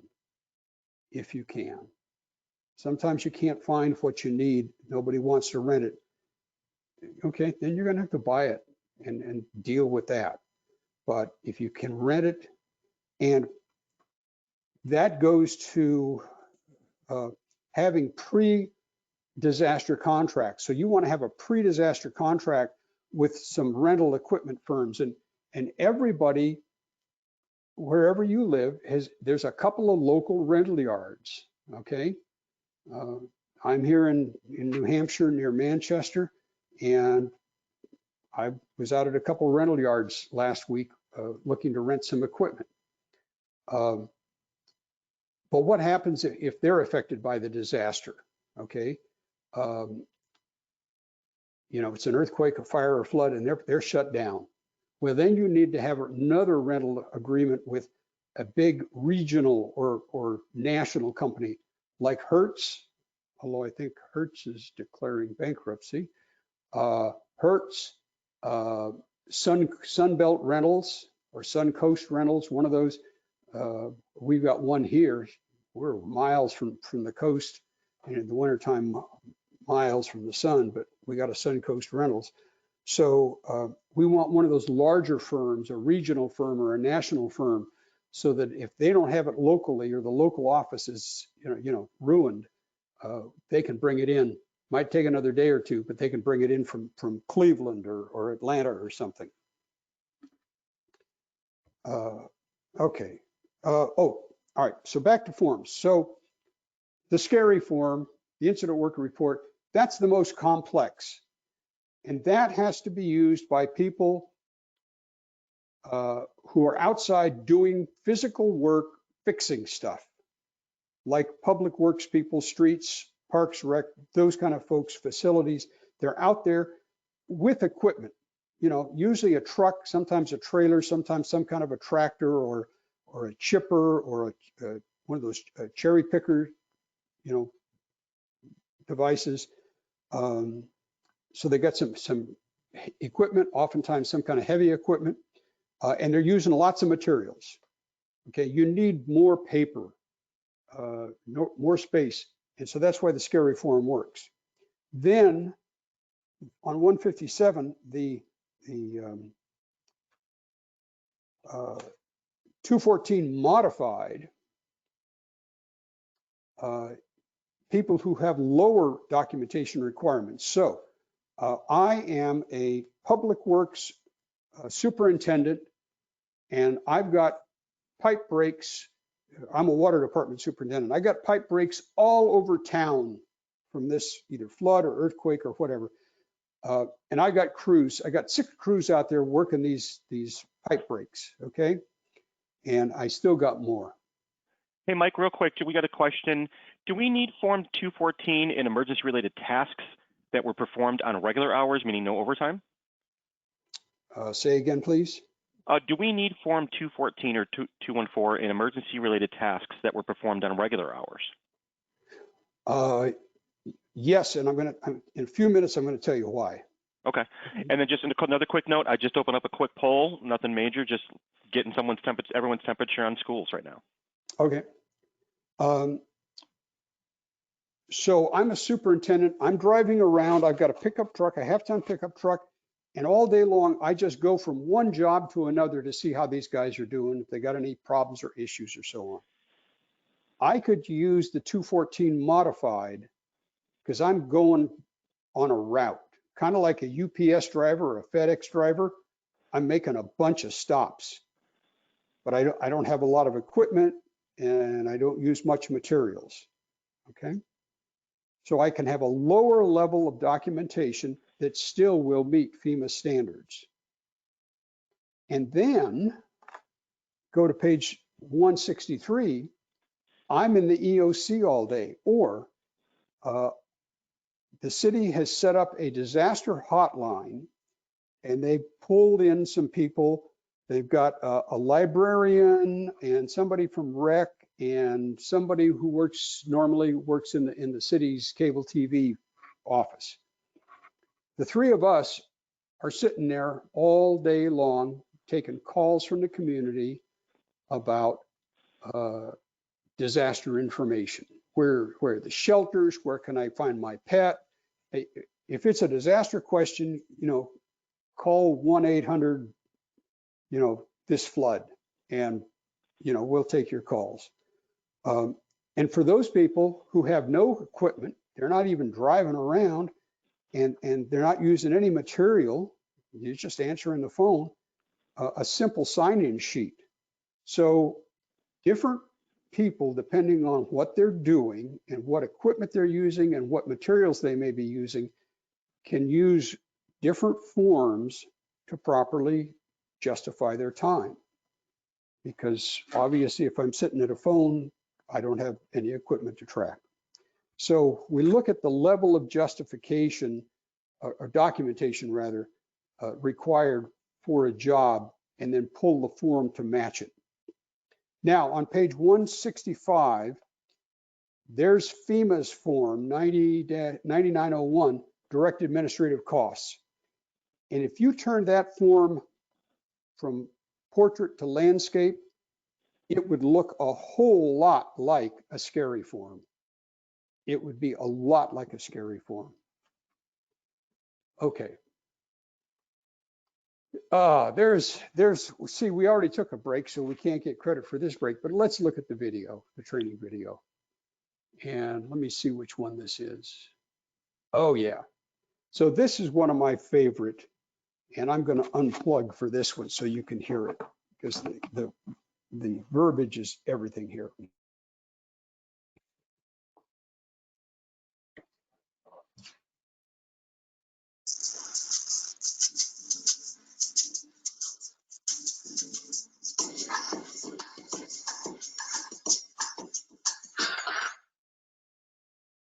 Whoa, that's not good. Oh, I don't need this. I'm already late. Somebody will come. Anybody out there? Do you have a phone?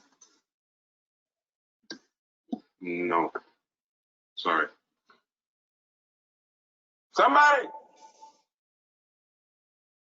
Hello? There are two people stuck on an escalator and we need help. Now, would somebody please do something?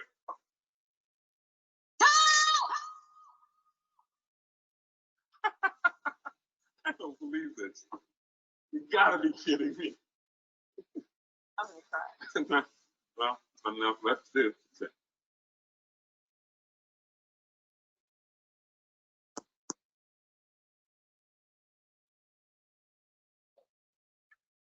All right. Give me a second. Can you hear me, Craig? I can. You're a little muffled, so I don't know if you're connected to the mic. All Just right. And I'm not on the, hang on a second here. How do you,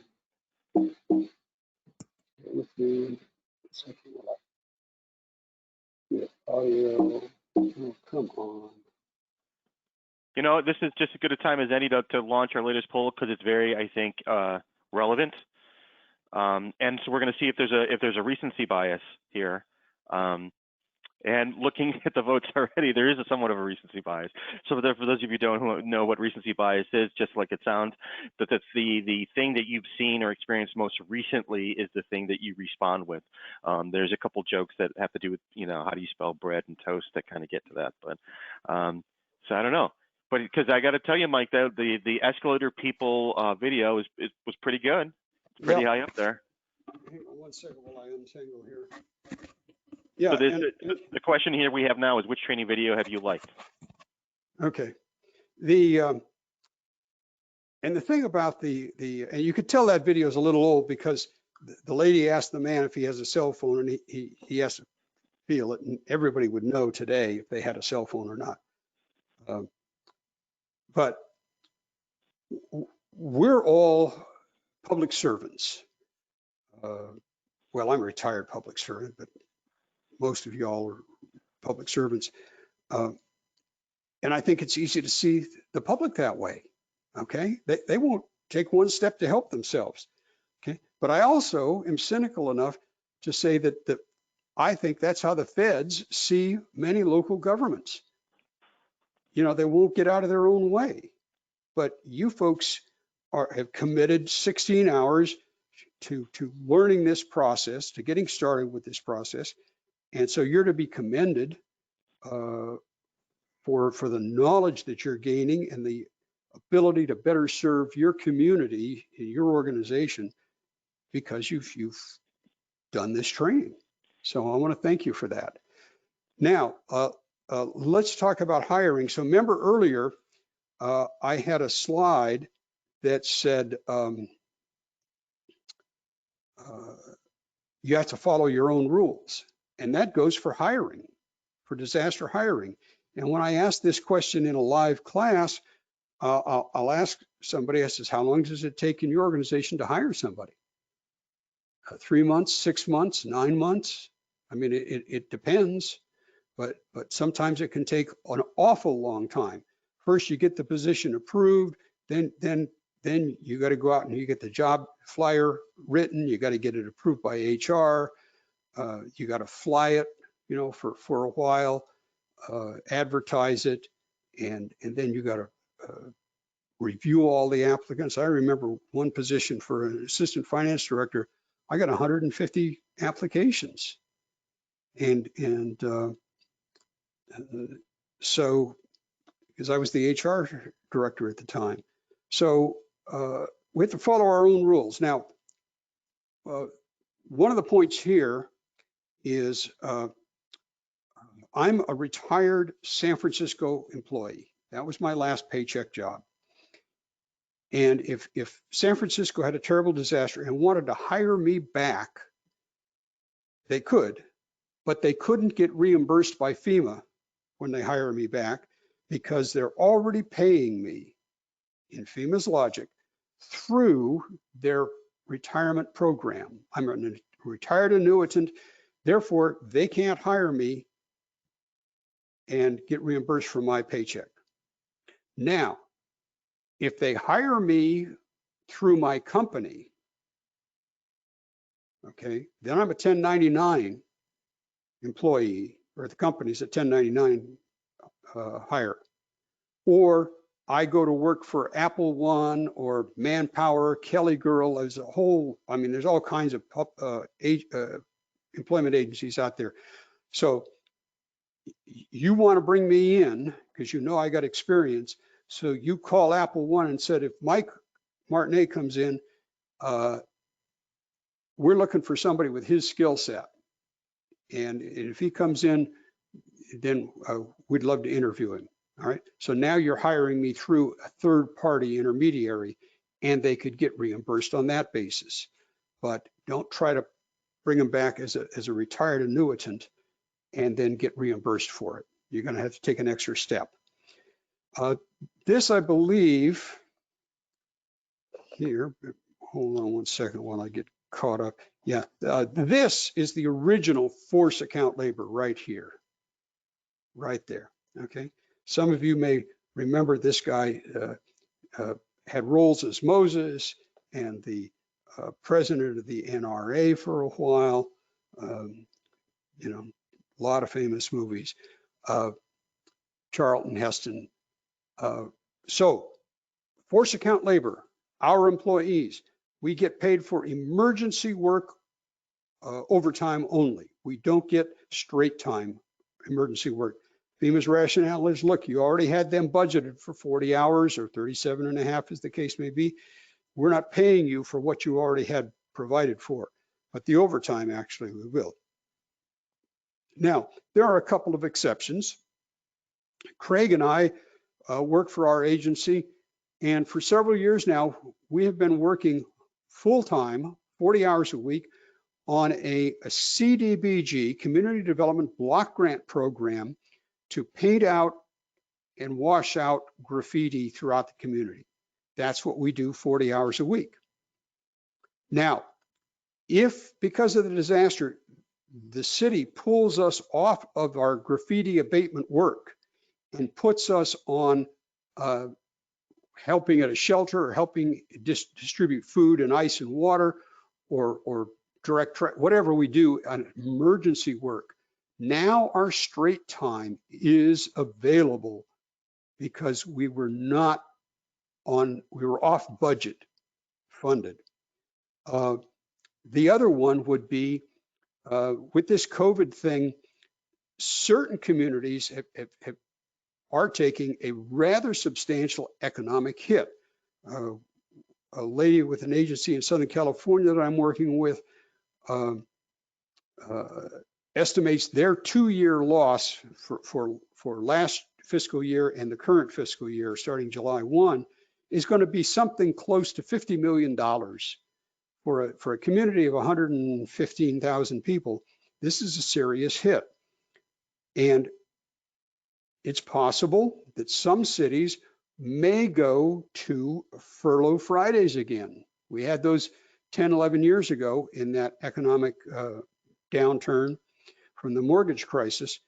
And if you got called back on a furlough Friday, so you're normally working 32 hours a week straight time, and they bring you in on Fridays, your overtime is eligible. Okay, excuse me, your straight time for 8 hours is eligible, and then any overtime you work. So there's a couple of minor things there. Now, for equipment, you need to be authorized, licensed, certified if necessary. Now, for driving a truck, well, just a state driver's license. But if you've got a heavy rig or something like a 100-ton crane, you may need special training, unlike this character here, where he just really went a little bit too far and lost his footing. And so if you have to have a license, now where this applies particularly, we touched on yesterday in damage assessment, and if you get building inspectors to come in, mutual aid building inspectors, you want to get their building inspector license or their training certificate, whatever it is that qualifies them to be a building inspector. Because if you just hire a couple of general contractors, and in some states, I think this is the way it goes, you get a couple of general contractors, if they don't have a license, that's a problem, okay? So you want to get their license or their certificate that qualifies them as an inspector, proves their training as an inspector, and then their work will be eligible. Now, there are certain ineligible hours. Executive time for managers. The benefits accrued under straight time. So the first 40 hours we work typically, unless it's a 37.5-hour week or something, but the first 40 hours, we get all our vacation, all our sick leave, all our medical benefits, all our holiday pay is fully accrued under those 40 hours. We don't get pension and a half. We don't get holidays and a half or vacation and a half. Well, in Texas, apparently some people get pension and a half, but most of us don't. So if it's a benefit fully accrued, it is eligible. But standby, rest, and meal times are not eligible by the regulation. But if it's not enforced, that's okay by us. And then the other thing, if it's mandated by a higher authority, not a local ordinance or a local agreement, but let's say I'm in San Diego, California, about as far southwest on continental United States as you can go. And there's a big fire in Northern California, Shasta County, California, way up past San Francisco. And they've called for mutual aid, and they want our fire cat, our big Caterpillar D9, that big red cat, to go up and cut fire breaks. It's going to take me a 14-hour drive because I can only go 55 miles an hour with that thing. It's a big, wide load. And the California Motor Vehicle Code says every 10 hours, I must take a 2-hour rest stop every 10 hours. That's mandated by a higher law, and therefore that 2-hour rest period would be an eligible expense for reimbursement, okay? But if it's just a local thing in a local bargaining unit with our own employees, that would not count. So, Mike, we've got a question. So, what happens if, like, a community's fire chief is part of the incident command team, and they want to submit the cost of the gas and even wear and tear on the vehicle, like a per mileage rate or something for him to commute to the command center daily? Is that reimbursable? Commuting time is never reimbursable. Okay. Okay. And commuting expense is never reimbursable. But you brought up another point. So the fire chief is an executive, and executive time for managers is not reimbursable. However, if the fire chief is on the scene, so let's say in your community, you have a large petrochemical plant, and the fire chief, and this thing is a big blaze going, okay? And the fire chief is out on scene as the incident commander. Now his time is eligible because he's on scene directing a live operation. But if he's back in the EOC in an administrative role, that time is not reimbursable. Unless, his straight time is not reimbursable. So, however, we want to capture all the hours. So the city manager's time or county chief executive's time is generally, or general manager, whatever you call them, is generally not available. A police chief, generally not. Fire chief, a battalion chief, if he's in an administrative role, not eligible. If he's on scene commanding a fire, then it would be eligible. However, we want to have every employee track all their time worked on the disaster, because what we can't get reimbursed for by FEMA, we may be able to accumulate that and then request a special project worksheet to get a credit. So for COVID and many disasters, the federal share, FEMA's share, is 75%. Depending on what state you live in, your state may pay some of those costs, and then the balance is to the local. So let's say you're in a state where the state picks up half of what the feds don't pay for. So the feds pay for 75%, and the state will pay 12.5%, and then the local government has to pay 12.5%. But this administrative time, and then time for volunteers that they donate, and the value of donations, we can accumulate all those costs and we can offset that 12.5%. So maybe we get, let's say a hypothetical $1 million disaster of eligible expenses. You got $750,000 reimbursement from the feds. The state's going to pay you 125, half of that, and then you're going to have to pay 12.5. But you got $15,000 worth of executive time and donated time, and you blew right past the 12.5% you owed. So you pretty much zero that out. They're going to pay it back to you at 75% of that total value. So you'd still have a few very small costs, but the less your state pays as a participant in disaster funding, the more important it is to you to track executive time and donated time and all kinds of donations, because you can use that to reduce your out-of-pocket spending in that disaster. And with that, let's go to the next slide. And if you would, please, I'd like you to go to page 166. And what I did here, this is an actual,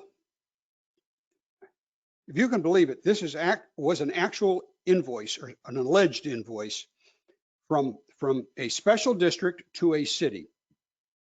This was at the Northern California earthquake in 2014.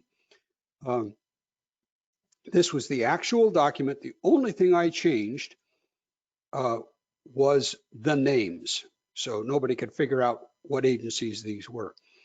But I would like you to spend a couple of minutes looking at this and looking at what's wrong. Now, I'm going to give you a hint. Let's see here. Well, I'll just use this pad. See this pad here, Craig? I don't see a pad, no. I'm holding up a pad. You see me? I don't see your camera yet, no. I just see the big picture of the firefighters. Firefighters. Hang on a second. Let me fix this thing here. Taking a very well needed rest, I'm sure, picture of firefighters. Okay. Yeah. Hang on a second here. Share my webcam. Okay, we see your desktop. All right. Oh, I think, yeah, if you minimize this or if you reduce this window, I think you're moving in the background. Okay. Hang on a second here. Okay, play slideshow. Okay, can you see me now? No, just the screen, just the picture. All right, well, I've got to move on. If you're on page 166, what I'd like you to do is look at this and start to make a list of what's wrong with this invoice, remembering the 5 W's and the exercise we did this morning. Do you mind repeating those 5 W's, actually? Sure. Who did the work? What work did they do? Where did they do it? When did they do it? Why did they do it? That's critical. Why did they do it? And then how long were they there doing it? Excellent, Okay. thank you. And then we just got a quick question. How is donated time and or volunteer time calculated? I'm assuming Amy Van Etten, that means what's the hourly rate? Okay. If you give me a couple of slides, I'm going to tell you what it is. You got it. Okay, we're just a little bit ahead of me, but yeah, good question, excellent question. So look at this page 166 and start to make a list of what's wrong with it, and then we'll go over this. But this is a real document. I mean, it really happened.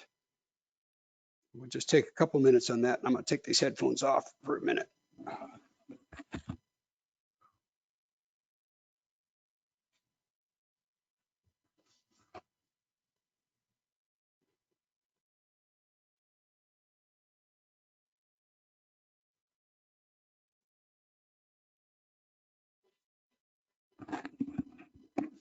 All right, as I'm off for a minute, I'm realizing I need to catch up. So there's a whole list. I mean, virtually everything on this page is wrong. Okay, there's no employee first name, no employee job titles, no location where they were worked.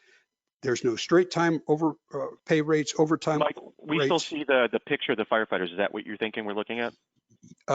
Yeah, you're looking at page 166 gotcha. In your book, and I'm Gotcha. I'm telling you what's wrong with that page. Perfect. Thank you. Sorry for. No, not a problem. There's no employee benefit rates, no date worked, no employee time cards. I mean, this is so wrong, okay? Nobody identified as to who operated the equipment, no equipment codes, nor horsepower or capacity information. I mean, it just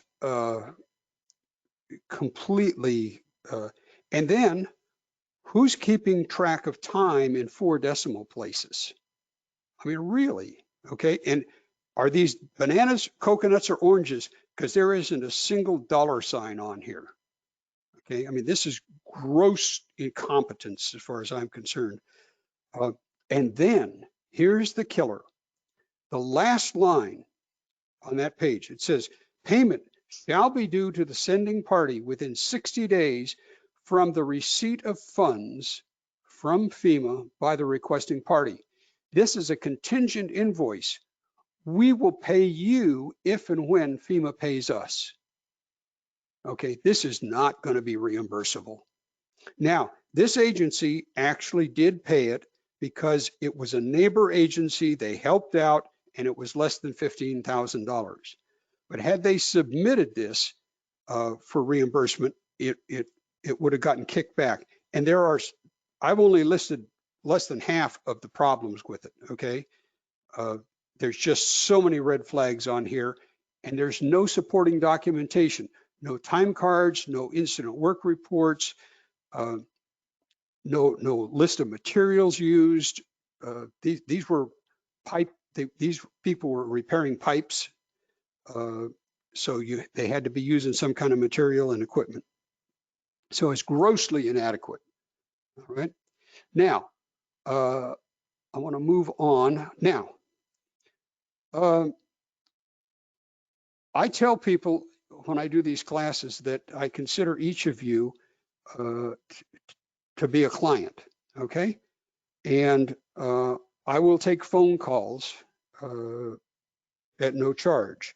However, if you want me to write something, research, then, I'm looking for a purchase order. But Paul Johnson, who's the director of Omaha/Douglas County, Nebraska, Emergency Management, Paul has taken my class 3 times, and he was looking at this mutual aid agreement in his state of Nebraska, and it just felt hinky to him. He couldn't quite put his finger on it, but it just seemed like it wasn't copacetic. And Paul called me, and we started to talk about it, and sure enough, and here's what I saw. So first of all, the FEMA-NEMA rates, NEMA being Nebraska Emergency Management Agency, rates. Well, are these equipment rates? Are these personnel rates? They don't say, okay? Shall only be used or implemented. Now, I'm not sure what the difference is between used or implemented is. When I was young, I took a couple of law classes, and one of the things I learned was never put more words in a document than you need, because then you've invited somebody to interpret, and they may come up with a different interpretation than what you intended. So I said, let's scratch or implemented, because there's no point in it. Now, when there is a declaration, this was the key that started it all, because the word declaration, I think I mentioned this last week, the word declaration is only associated with a presidential declaration of disaster. It does not apply to a gubernatorial proclamation or a local proclamation. Therefore, what they're implying in this is that we'll only do this if it's a federal disaster. And that's a killer, okay? Because you have to do it that way all the time. For an incident directly, well, how does an incident indirectly? Okay, what's an indirect? Okay, and then primary mutual aid. I've never heard of it. Okay, it's mutual aid. Okay, it's mutual aid. I don't know what secondary mutual aid is. I don't know what tertiary mutual aid is. All right. And then, and the mutual aid departments listed in this agreement. Why, if you are hurting for mutual aid, would you restrict it to the people who have signed this document? And you wouldn't dare go anyplace else. Okay, you've limited your access to mutual aid, basically. So this thing is just rife with problems. So when you're looking at these documents, you have to understand, and one of the things I do with my little gold coins, and you could do the same thing with the dollar bill, I hold it up and I ask you, what do you see? And you say, well, I see George Washington's portrait, among other things. And then I flip it over. What do you see? Well, I see the triangle, the pyramid with the eye at the top. Okay, same dollar bill, two completely different images. You have to understand when you have these agreements and policies that you've written for disaster cost recovery, FEMA will look at it very differently than you do. They will look at it from the perspective of how does this document limit their ability to do something? We, on the other hand, look at the document and say, how does this document permit us to do something? And if you give FEMA a document that can be interpreted the wrong way, bet they will do it, okay? They will do it. So you've got to be very careful. So this is what we came up with, okay? Much simpler, much cleaner. The FEMA NEMA, and that we specify equipment or labor rates shall only be used when there is a proclamation or disaster or an event involving mutual aid. We've cleaned it up. Pretty hard to misinterpret this as compared to the previous document. Okay, so remember, what are you thinking about? The language is absolutely critical. All right, page 167. Oh, one other thing on mutual aid. You've got, Craig, if you can find, oh, we talked about that yesterday though, or last week, that What's form, Mm-hmm. The mutual aid agreement. So we can pass this one by because Okay. we talked about it last week. You know, Mike, we got a real quick question. Is it FEMA or is it the state, and by the state I'm assuming that it would be standard for all states, that will pay cash to the local agency for the 12.5% local match if the local agency meets its 12.5% matching requirement with volunteer or staff hours? Does that ring a bell? FEMA, this is one of the least understood things in FEMA. I asked people who used to work for FEMA and they didn't know. It took me a while to find out what it was. First of all, it is not ever called a reimbursement. It is a credit. If you use the word reimbursement, it's an automatic denial, okay? You cannot use that word. It's a credit. And then FEMA will cut a check when you've got it all turned in and properly handled and they get to it, and it will take time before they get to it. Then they will send you a check for 75% of the total credit that you had accrued. Okay. All right, now I'm going to accelerate the pace here a little bit. Okay, volunteers. So the question was asked, what's the volunteer rate? In the Bay Area of San Francisco, and I just got this last week from my good friend Marcia Hovey there, who was an emergency manager and now works in the nonprofit sector. The going rate for volunteers in the Bay Area, I believe, is $29.65 an hour. Okay, 29 something an hour. Now, you have to understand San Francisco's got a very, very high cost of living for the whole Bay Area. Highest, well, gas prices, highest cost of housing, maybe outside of Manhattan, the highest in the country. So that rate's going to be quite high compared to, let's go to Lawton, Oklahoma. It's probably going to be a lot less down there. Okay, because just the cost of living. I mean, if it was here in New Hampshire, you know, they're paying probably $3-4 a gallon for gas out there. I gassed up for less than $2 a gallon last week. So that fixed rate for volunteers, what the value is going to vary regionally around the country. Okay, very quickly, case study from McCreary County, Kentucky. These people in a little rural Kentucky and county in Kentucky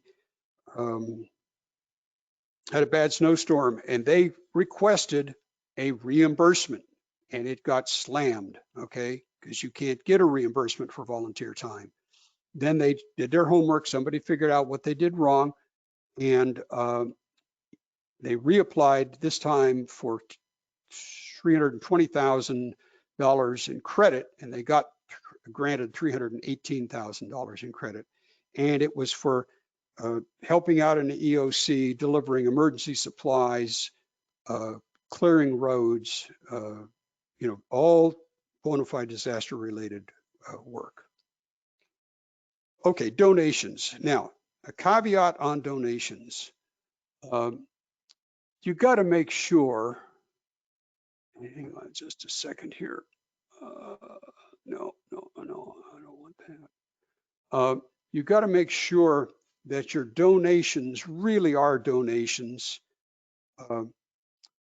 Craig is out there on the Chicago River leading a flood fight. He's the superintendent for some jurisdiction there, and they're trying to save the town. And I run a tractor service, and I see them out there breaking a sweat. And I stop and ask Craig if he can use some help, and he says, sure.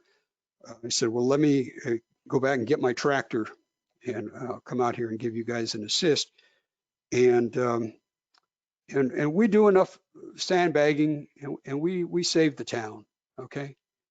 3 weeks later, I send Craig an invoice for, I don't know, $2,800 for tractor work. He thought I was donating. I mean, there's no man more amazed in the world to get that $2,800 invoice than Craig. He thought I was a volunteer, okay? Now, he's got a problem because he's got an invoice that he hadn't got a budget for. And Craig, I don't want you to worry. The fact that my cousin is the mayor has got nothing to do with this. But you got to make sure that when somebody offers what you think is a donation, you make real sure it is a donation, all right? If any of these bags here of dog food are out of date, expired, March of 2020, you can't use them, all right? That's trash. That's debris that you got to haul away and dump, all right? So there's a form in here. What page is it now?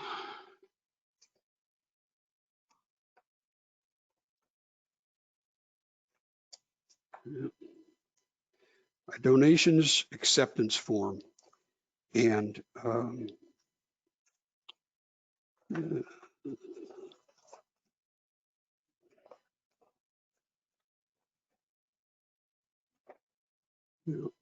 okay.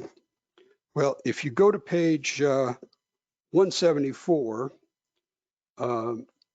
there's a public assistance donator resources should be, maybe it's not in yours because that's an add to mine. Okay, 175. 175 is the donations acceptance form. We got to value this. So Craig, there's a disaster and there's a shelter set up in town, and Craig, out of the goodness of his heart, goes to Walmart and buys 5 cases of Huggies because he's visited the shelter and he knows there's a lot of families with little kids. He buys 5 cases of Huggies in different sizes and takes them to the shelter and drops them off and donates them.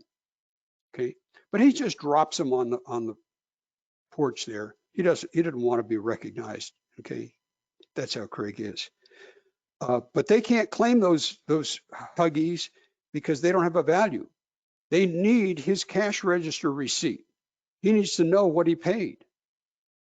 And if Walmart donated them, it's a different value because Craig paid retail. Walmart donated them at wholesale cost.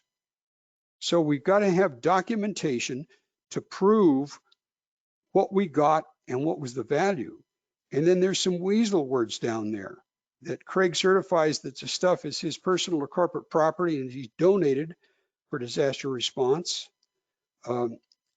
That the government agency can use them as it sees fit, okay? And that there's nothing expired in here. All right.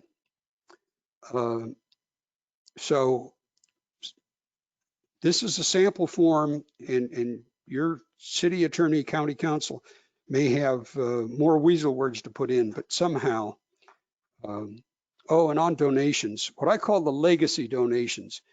I'm a closet philanthropist, okay? And my college had a terrible flood, and the engineering building, of which I'm a proud alum, was just absolutely ruined, okay? In fact, it was so badly flooded, it's considered destroyed, and they need $50 million to put up a new engineering building. And as a very successful businessman and graduate of the School of Engineering there, I donate $25 million to rebuild the engineering building. When FEMA gets wind of that $25 million donation, they're going to tell the university, we see that you got $25 million from Mike Martinet, so that's $25 million that you're not eligible for because you got it from another source. Okay. Now, let's shift gears. We'll go to San Francisco to the East Asian Art Museum, or the Asian Art Museum. Same thing. It's damaged. I love the Asian Art Museum. Instead of donating $5 million to restoring the Asian Art Museum, which is eligible for federal funding, I donate $5 million to restore the collection. Okay, that collection is not FEMA eligible. So they can get all the money they need to restore the building from FEMA. They won't get a penny to restore the collection, and that's where my $5 million comes in. Hey, Now, Mike, I just checked the clock. It's time for our last break. Do you mind if we take sneak in a quick 5-minute break? No, let's take a quick one. Let's take a quick one. All right, guys, 5-minute break.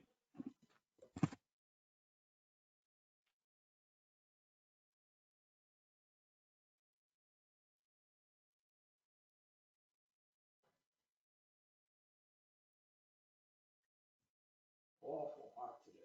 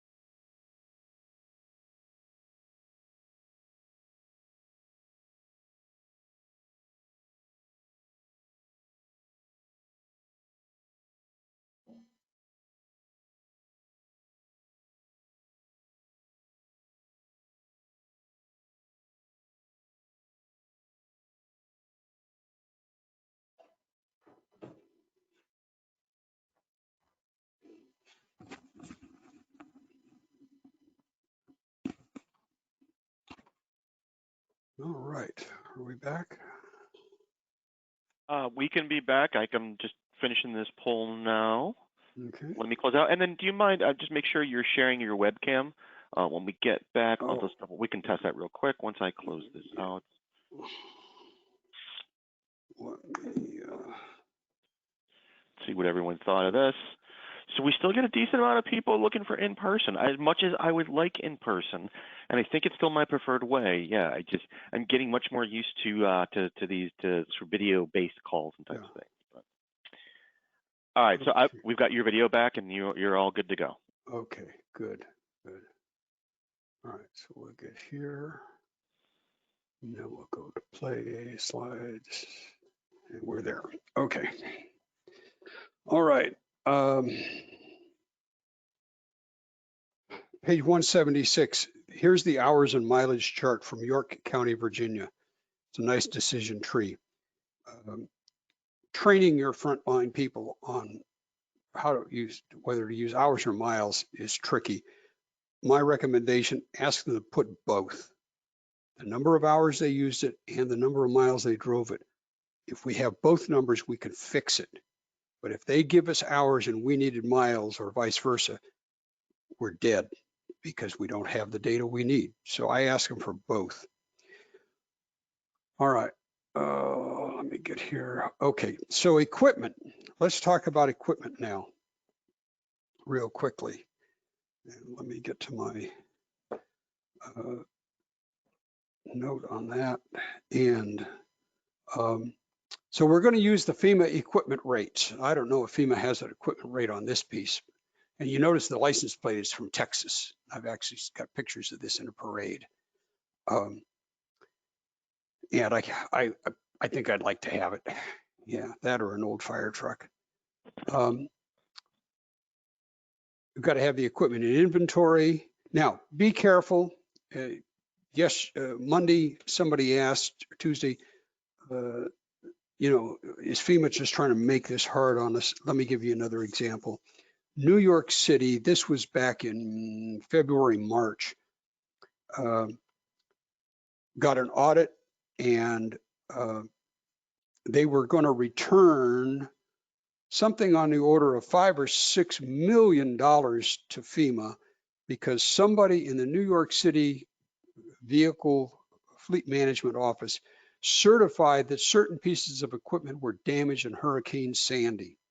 And that was 2011. That's 9 years ago. So some of this stuff, it takes a long time for people to catch up. But in fact, this was junk equipment. They had junked it out and they were trying to get FEMA to pay for it as a way of getting extra cash. Millions of dollars were being returned and they were going to forego their requests for another, I think, 1.7 million. So in total, they were looking at about $7 million give back because somebody was falsifying records. And in some of these cases, it's a federal offense. I mean, there's a federal indictment that comes out of this stuff. This is not just fun and games. The feds take this stuff very seriously. I used to have a picture of a guy, I call him Jimmy Bob. He was doing 5 to 8 in Louisiana State Prison because as police chief, he had required his employees to falsify records of expenses in a storm, and they smelled it, and they got his secretary to roll over on him. She didn't want to go to jail for what he was doing, and they gave him 5 to 8, and he probably lost his job as a police chief. So this stuff really does happen, and unfortunately, it happens all too frequently. Okay, now equipment damage. If you have extraordinary damage from the disaster, now this equipment here is from Plaquemines Parish, Louisiana. Most of it's firefighting equipment, and it's old equipment, as you can see, and were doing rescues and driving this equipment around in the floodwaters The floodwaters had sand and animal waste and petroleum and seawater. I mean, it was just an ungodly goo. And it got in the wheel bearings, and the sand ground those wheel bearings up to nothing. And the cost of replacing the wheel bearings in these vehicles would be more than the vehicle is worth. And so they're just sitting here. And this is the other shot of that same location. These are all mowers that they use to mow the levees to help, with to retain the integrity of the levees. And so all this stuff is sitting there waiting for FEMA to come out and inspect it, because they can't junk it until FEMA has approved it and authorized them to write it off. There's the chart from York County. Okay, now equipment rental. So you want your rental equipment invoices to specify the 5 W's. So if you're renting equipment, you want the 5 W's. Also, I recommend you do a rental car check. When I'm on the road and traveling, every time I rent a car, I walk around it twice to make sure there's no damage. If there is damage, I take a picture with my smartphone so that I've got a time date stamp saying, a photograph saying, this damage was there before I drove it off your lot, okay? Because there are rental companies who will send you damaged equipment. I mean, it may operate, but it's got some damages to it, and then they will try and collect from you for that damage that they deliver to you. So make sure your people that are accepting this stuff inspect it for any damage, and if it is damaged in any way, take pictures of it to prove that you received it in that condition. We got 2 chainsaws here. So if you go with me on this, that upper chainsaw costs $260 and it has an economic life of 1 year. You use it for a week of cutting trees and branches. So FEMA is going to give you 1/52nd of its economic value, or $5. But the lower chainsaw you rent for that same week, and they charge you $35 to rent that for a week, FEMA is going to pay you the $35. So there's complete disincentive to buying equipment. And people used to do this back in the day. They would buy new equipment and use it for a while, and then FEMA would give them full market on it. And now they don't. They give you blue book value for equipment, and they only pay you for the time you actually use it in the disaster response. I got a call early on in COVID from Northern California emergency manager. She said her assistant city manager wanted to know if they could buy an ambulance and get FEMA to pay for it. I said, nope. I mean, maybe for the time COVID goes, but an ambulance is probably going to have a 10 or 15 year life, and you're going to use it for 2 or 3 months. And then actually only the time you use it for COVID patients will count. If you just use it for regular ambulance runs, that's not going to count. In the upper picture, you can't hear the motor running, but it is. That's Officer Danny Mosquera from Redondo Beach PD. And he's got the lights on and flashing. For that, if it's in a public safety ready to go status, you get $16.25 an hour at the current FEMA rate. However, if the lights are off, the motor's off, you get nothing. All right, so if you've got a road that's washed out and you've got a police officer out there barricading it, you can charge $16.25 an hour.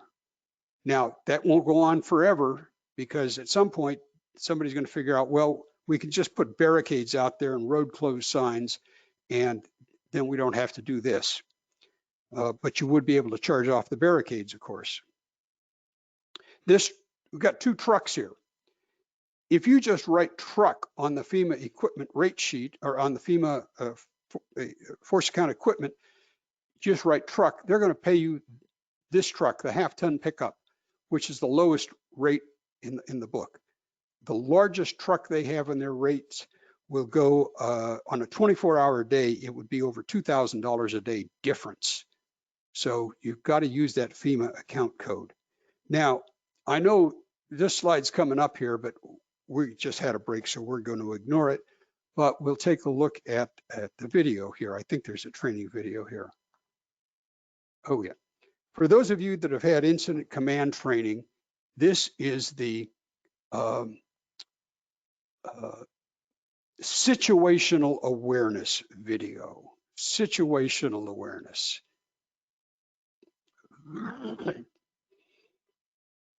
No audio, just background noises.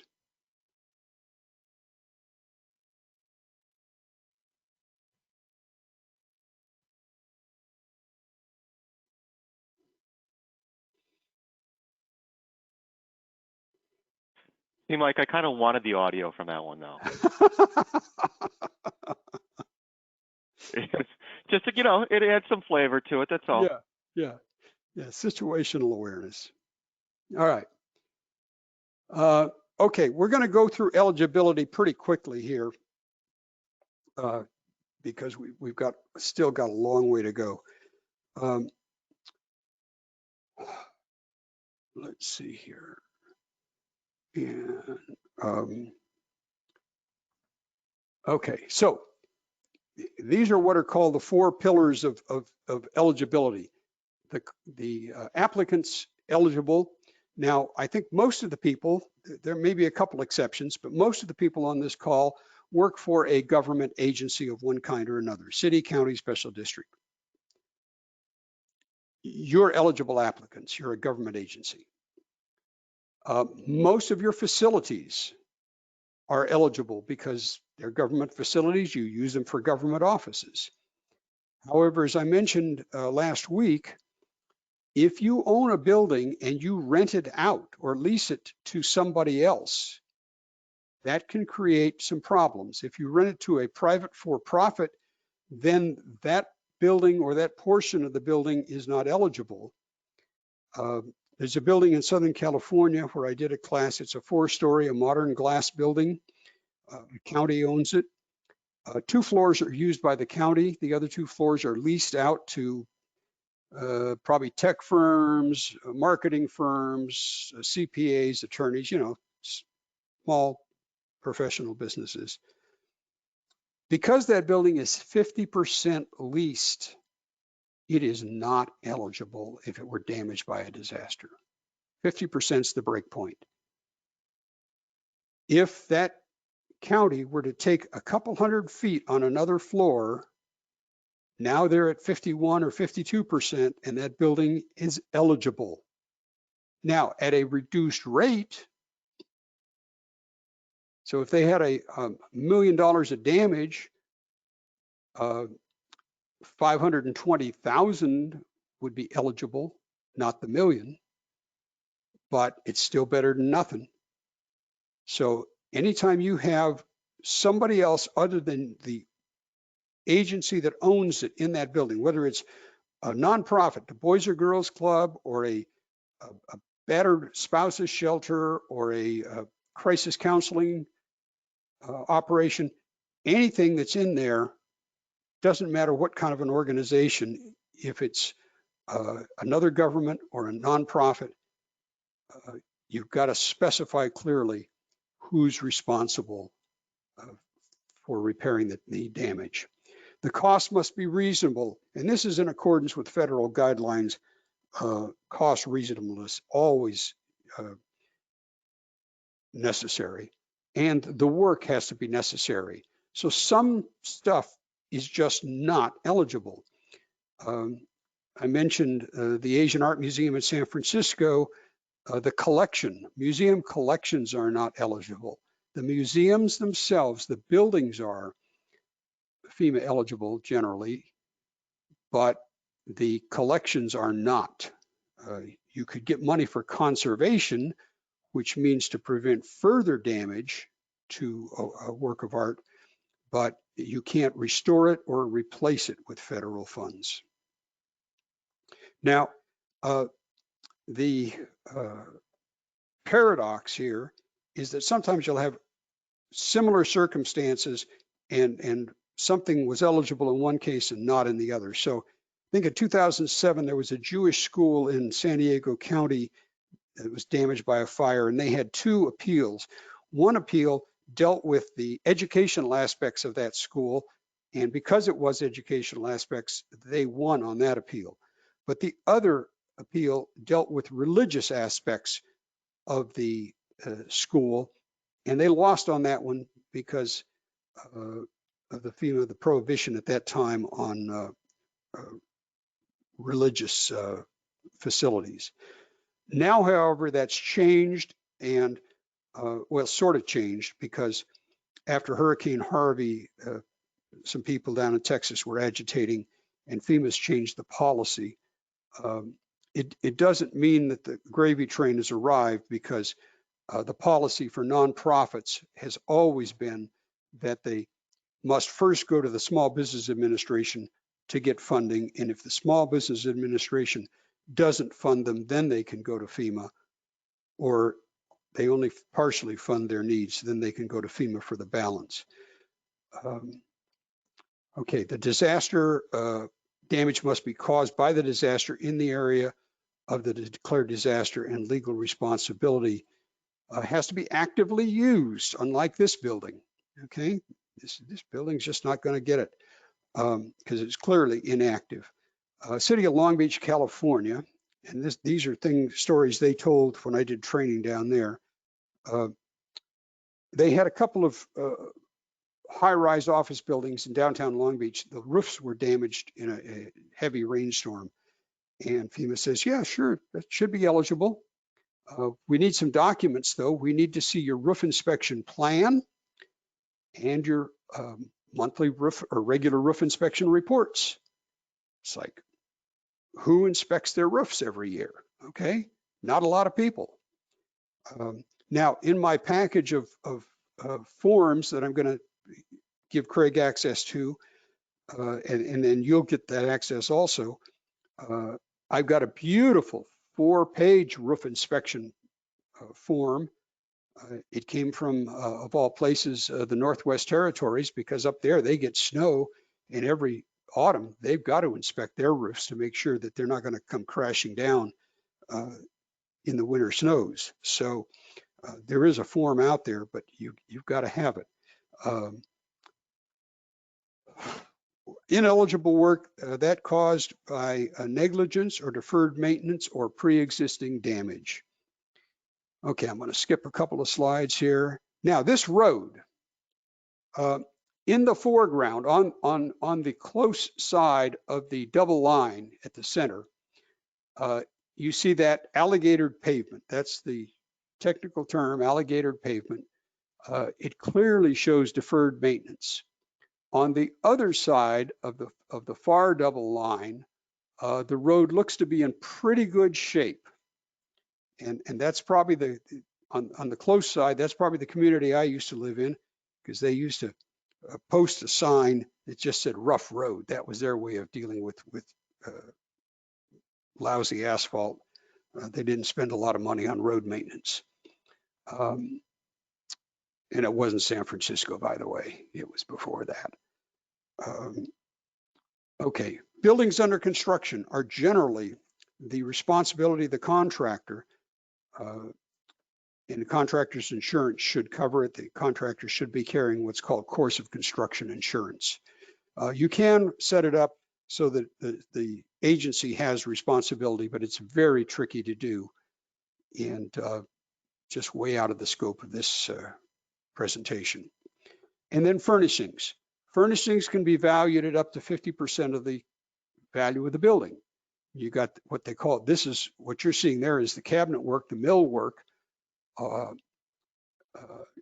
and your partitions and your computers and your computer stuff, your networks, all that, it can add up and can be as high as 50% of the value of the building. Obviously, some buildings like a hospital, the value of contents can be much higher. In parks, if it's built by humans, then it's eligible. But if it's the naturescape, the landscape,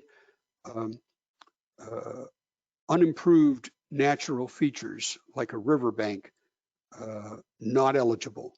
Only if it's been engineered and retrofitted. So if they come in and put in what's called riprap, which is rock and concrete,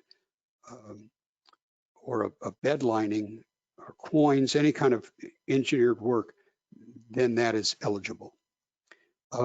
Utilities, if they're publicly owned, meaning by the government agency, as opposed to an investor-owned utility, then pretty much all the utility systems are eligible. However, FEMA does not pay for higher operating costs, damage surveys, either random or total, and private utilities. Now, if you have, and I talked with a guy at a port in California a few years ago, and ports have a staggering amount of underground piping for cargoes that they're offloading, for fuel that they're distributing throughout the warehouse terminal, the port area, lots of underground piping. And in a case like that, especially when you're possibly going to have ground motion or flood damage, you have to decide, are we just going to take our luck and see how many breaks we get in this underground infrastructure, or are we going to bite the bullet, pay for a comprehensive study where they run cameras through the pipes to see what kind of damage, because after that 60-day initial period that we have to turn in the damage, any broken stuff underground is not going to be eligible. So you got to figure out, try to make a best estimate as to which way is the best to go. Okay, codes and standards apply to damaged elements, and they to restore the structure to pre-structure use must be formally adopted by the jurisdiction and enforced on all projects. There's an agency I worked with in Northern California. They had a bad fire a few years ago and burned down a $35 to $40 million facility. It was built originally starting back in the 1920s and probably added on to a number of times. But this community is very eco-conscious, and it is in their DNA to replace this with a LEED. That's the energy efficiency certification, gold, standard, platinum, whatever. And if you have a LEED ordinance and use it and enforce it consistently, then that's going to count. But if, like this agency, you had a LEED ordinance that said, well, we'll do it every time we can, unless it's too expensive, you just gave FEMA an out. And if you give yourselves an escape hatch, you've given FEMA an escape hatch, and they won't honor your LEEDs ordinance or any other building code ordinance. And there's a whole lot we could go into on codes and standards. Now, this is something that does not happen very often, but when it does, you need to be careful. It's a repair or replace.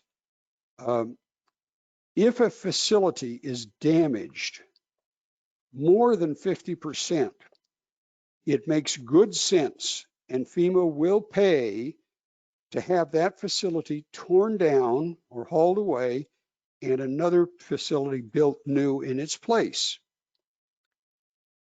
But not many people know how to properly do the calculations.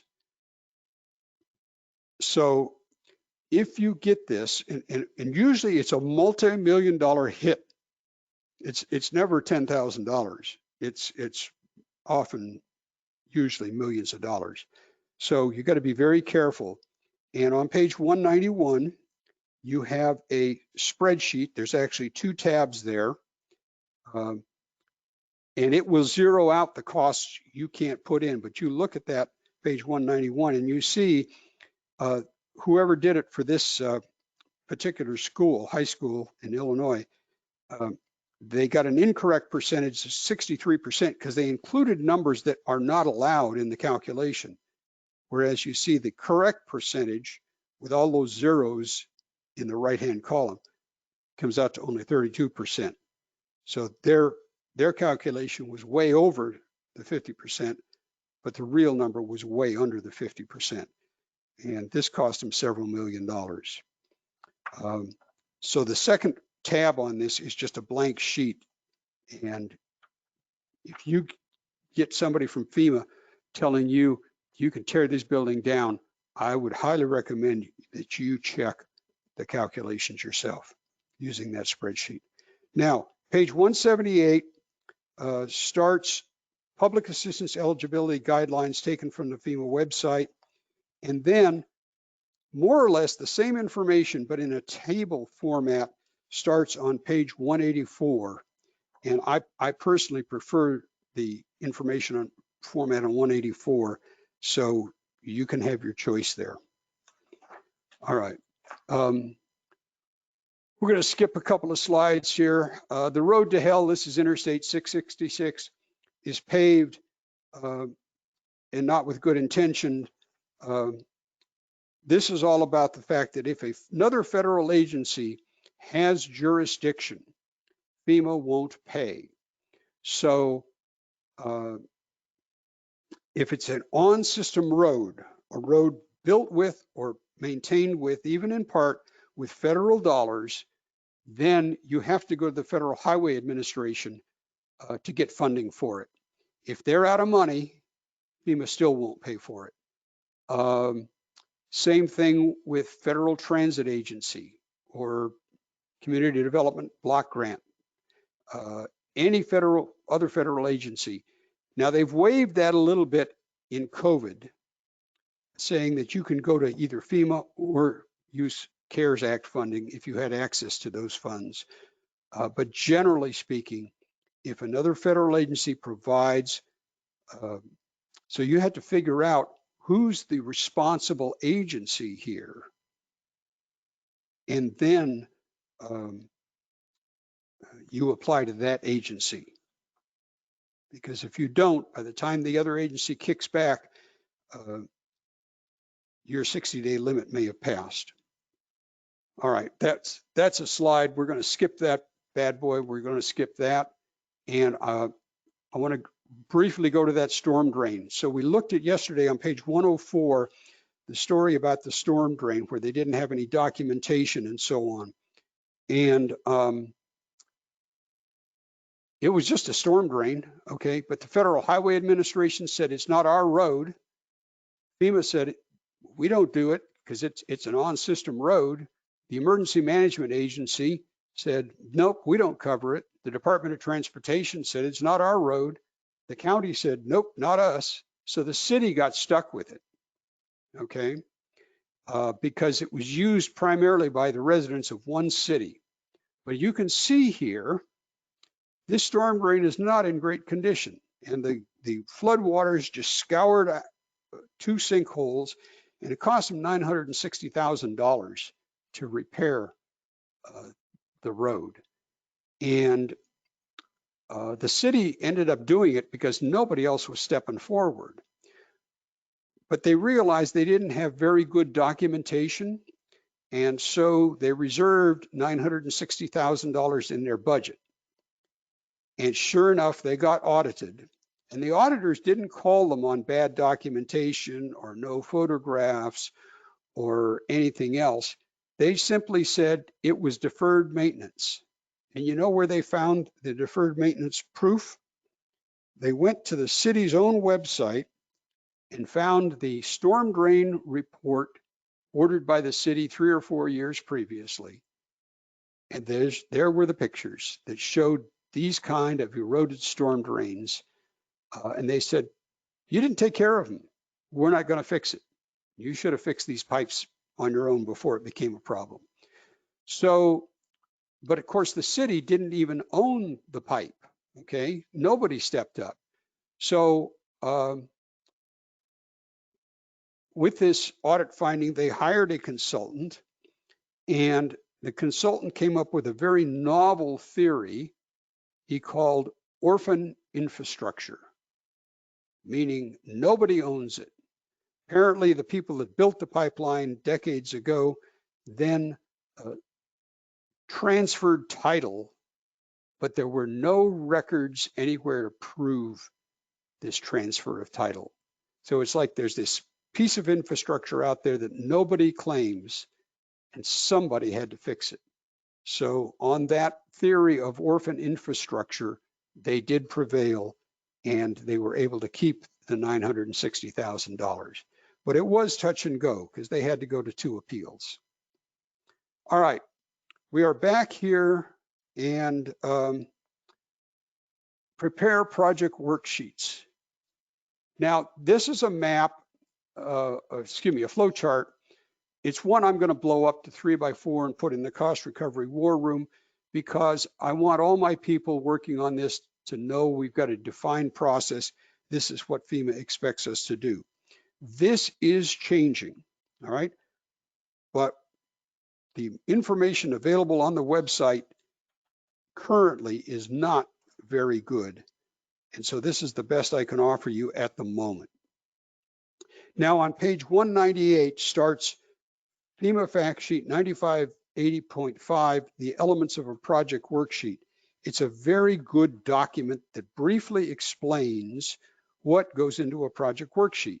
The project worksheet itself is only a few pages, but then there's boxes, literally, of supporting documents. We'll go into some of those supporting documents. Page 203 is your project worksheet form, okay? It doesn't have a lot of room on it, so on page 205 and 206, you've got room for additional information. On 207, it's the maps and sketches sheet. This is not a request, it's a requirement. You have to have certain maps, and it's explained in that document that we just looked at, 9580.5. There's also a good FEMA publication out there, came out in July of 2008, which is how to develop project worksheets. And it's actually got, I think, 8 samples in there. Page 208 is the photo sheet. Again, not a request, it's a requirement. You got to give them some pictures, okay? Ideally, you're going to give them a before and an after picture. And under the word photo, you got a box there that's about, I don't know, 3x4. That's where you're going to write an explanation of what's in the picture. So you say, this is a photograph of City Hall looking at the main entrance, showing the damage to the facade over the main entrance and broken windows and whatever, okay? So photos. Page 209, special considerations required for every project worksheet. Doesn't matter what kind of a project worksheet it is, you got to fill this out, okay? Did you have insurance? Is it in a floodplain or coastal high hazard area? Is it within or adjacent to a coastal barrier resource? Is it being repaired to the same use and standard as it was before? Is there hazard mitigation and so on? Okay. If it's over 50 years of age, you've got to fill out the form on 210 rather, the historic review assessment. And then if it's a private nonprofit facility, you got to fill out page 211. All right. Now here are the project categories. You got debris removal, emergency protective measures. That's the emergency work. And those 2 categories of work are the ones you can use mutual aid on. For the permanent work categories, you cannot use mutual aid and get reimbursed for it. All right. Okay, I'm going to jump ahead here a little bit. Okay, page 216 is this is a California form. There may be a similar form in your state. This is the applicant concurrence form. They send you this form with the project worksheet, and then you have to sign it and say, I agree or disagree, right?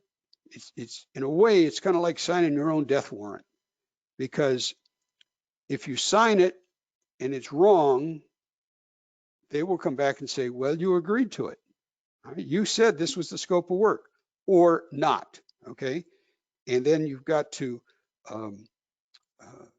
indicate what was missing, what was left out. And as you saw with the first thing we looked at last week was the Gulfport audit, where they didn't have the protective gear, the air monitoring, and the utility line capping that was left out. So you got to be careful. Now, I'm very big on photo documentation. It's absolutely critical. I'm going to skip a couple of slides here. Hey, Mike, if you don't mind real quick, I want to kick off just a poll. We've got, this is our next to last poll that we have to get in before we end. Okay. This slide here just indicates what you think you'll get versus what you get if it's not in the scope of work, okay?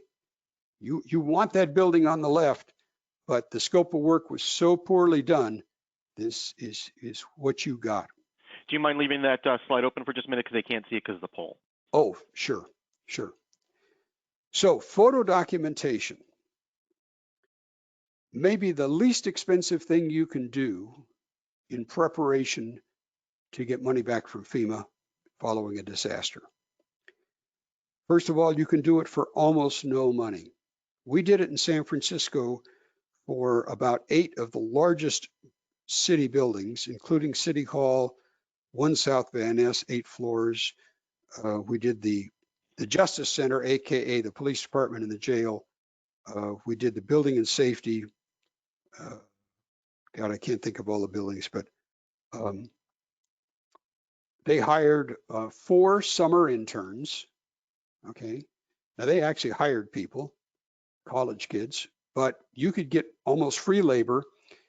You could use light duty employees. You could use volunteers. So you go to a local college or university to their GIS classes or to their photography classes, or, I can't imagine all the different departments where you might get students who need to do some kind of a project. If you have a CERT team or a community volunteer team, now I will tell you, you can't use every volunteer on this, because some of those are what the Red Cross terms high maintenance volunteers. In fact, they're more trouble than they're worth, but you know, you can't graciously say we don't want your help. So you got to pick and choose carefully. But we developed a protocol, and you do it very professionally. You make an appointment before you go there so that they know you're coming. You never take pictures of people. And we got a whole system worked out where you can do this, and you can find the photographs later because of how you file them and organize them.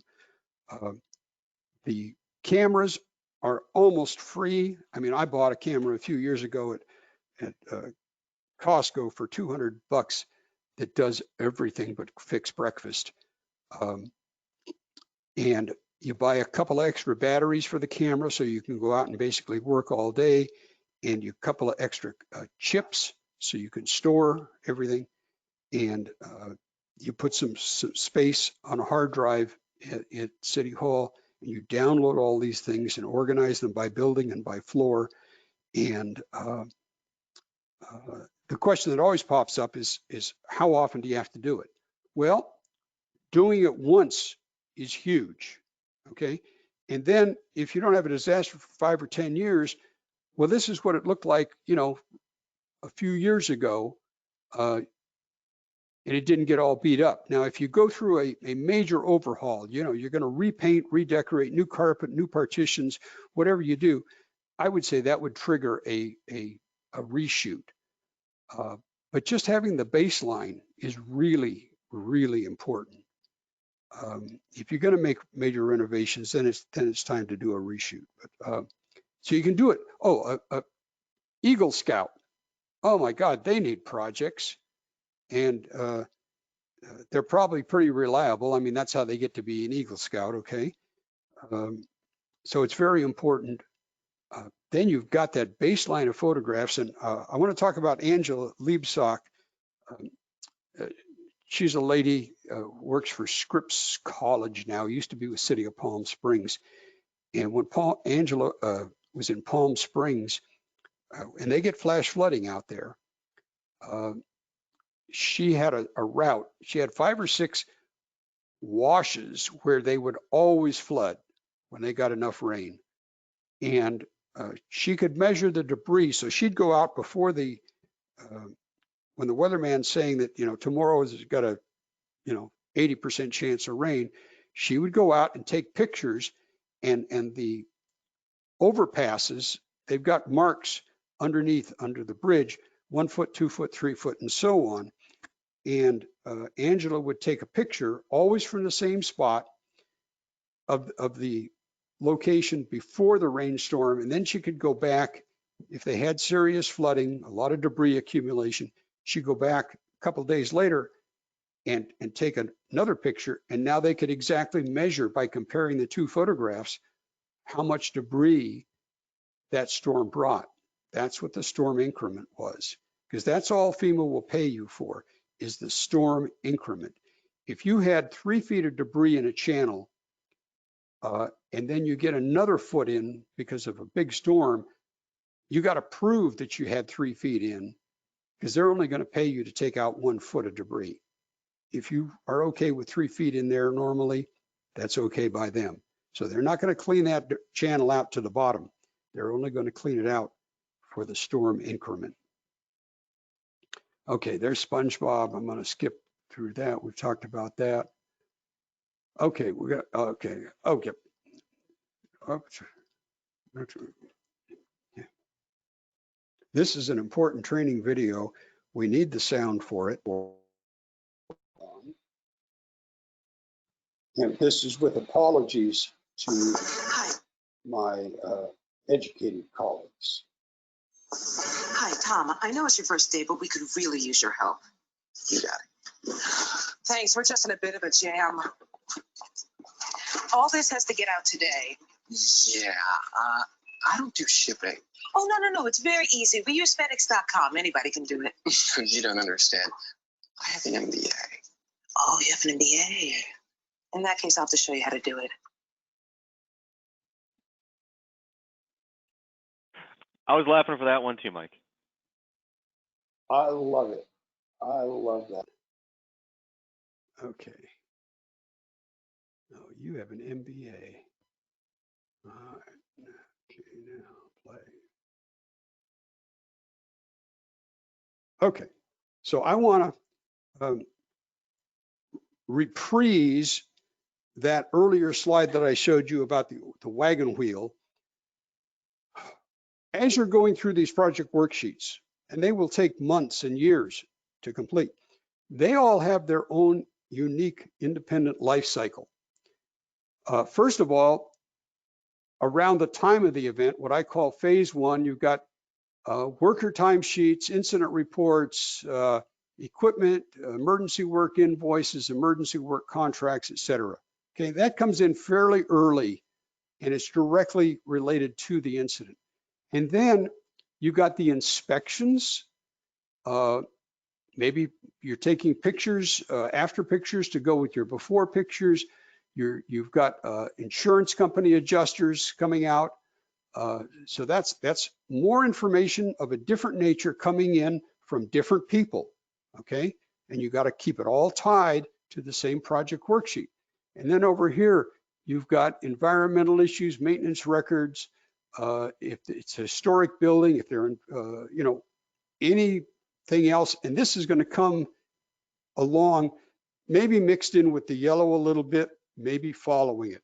And then finally, you've got the documents you need to get it going, the plans and specifications, the environmental impact reports, the contract documents, permits and clearances, change orders, and so on. So depending on the size and scope of a project, this could take a couple of weeks, or it could take 2 or 3 years if it's a big complex project. And you have to be able to store all that information and retrieve it and have it ready for FEMA and or the auditors if it comes to that. And this filing system or another one like it doesn't have to be like this. This is just done for you. It's done in Windows Explorer, but you can do it in, you know, SharePoint, Dropbox, SugarSync, any of those. By the way, to simplify the filing process, on the bottom of forms, print where they're going to be filed. Okay, print the location, the path file, path name, right on the form. So somebody who's even a little bit unfamiliar can look at the bottom of the form and say, oh, that's where this goes. And then they just click and drag it there. Okay, so this is organizing this information and having it readily available and in a same file structure is absolutely critical to the effective management of a project worksheet. All right, let's take a look at a few things here. Whoops, I want to go back up. Yeah, Mike, I assume you were looking at the clock. We're about just about 8 or 7 minutes left, and we've got one more poll to do, but feel free to go with whatever you can. Why don't you run that poll? Sure. And then, because here's the thing. So we've talked about an awful lot of important stuff in the last couple of days. We still have the 2 most important things to talk about. The 2 most important things to talk about. That's because this is where in the project worksheet process, this is where they logically fall. And besides that, if I gave you this stuff on Monday morning last week, you wouldn't need to come back for anything else. So there's a method to my madness. Okay, project worksheet. You know, and we were getting a question earlier about, and I know we got this question last week about COVID-specific recovery methods. Is there something that we'll be talking about tomorrow? We're going to focus tomorrow on insurance issues. Okay. And on procurement. Okay. So if there's something that's related to COVID specifically, would it be appropriate to have them contact you directly? They could, or they can pump up a question, you know, Okay. send you an email, and then we can give it to everybody. Sounds like a plan. So okay. Yeah, between now and tomorrow, if people want to submit a question either through here or email me, you should have it. But just in case, it's CLesner, CLESNER at GFOA.org or ORG. All right, I'm going to run very quickly. Sure, go for it. Through the project worksheet toolkit. 219, disaster cost recovery file checklist. It's my form, so you get to change it any way you want, add or delete or modify it. But again, it's the checklist to deal with the walnut brain thing. Oh my God, we forgot. Oh no. Okay, no, we avoid that because we got a checklist. Page 221, you're going to have people that have damaged equipment, and they're not going to give you enough information about it. So here's a form letter to send to them with an inventory sheet for equipment. Now, equipment, they're going to want to replace like for like, but give you blue book value. Sometimes you can't replace what you had. So on 225, 226, and 227 is a wonderful example that came out of Cal State Northridge after Northridge earthquake. They had an old Apple Mac computer, which was no longer made, but they needed an Apple product because of the software they developed. And it's all explained in 225 and 226. And then the cost breakout is on 227. And it's actually cost them less to replace it with new equipment than it did to the old equipment that is simply no longer available. 228 starts a series of 4 forms for missing documentation request. So you can just use that as a form letter. And then 236 is the missing documentation request, a sample site map. So when you take pictures and use those in a project worksheet request, you need a site map. Okay, this is a picture and you show where it's taken. And this little example that I've got here, I just took it off of Google Maps. Okay, I mean, if you've got a GIS department, yeah, bring them in. But if you don't, we all have access to Google. Project worksheet, deadline and progress tracking form. This is a way to manage all your project worksheets if you have a lot of them. Project worksheet change request on 239, 240, okay? And that's going to take us to address special considerations, and that's going to start insurance. So I think, Craig, this is the perfect time. I know it's 3 minutes early, but everybody likes getting out of work early. I think there's going to be an uproar now. You know, I think, Mike, I appreciate that. I think it's a perfect time to stop. And I just sent out a chat note to everyone reminding you about the URL that we'll have with all these materials. And Mike, you had mentioned you're going to be giving me some new materials to post today. I'm going to send you a little bit later. I'm going to send you a link that will give you access to all of the forms and the spreadsheets that I've been perfect. using.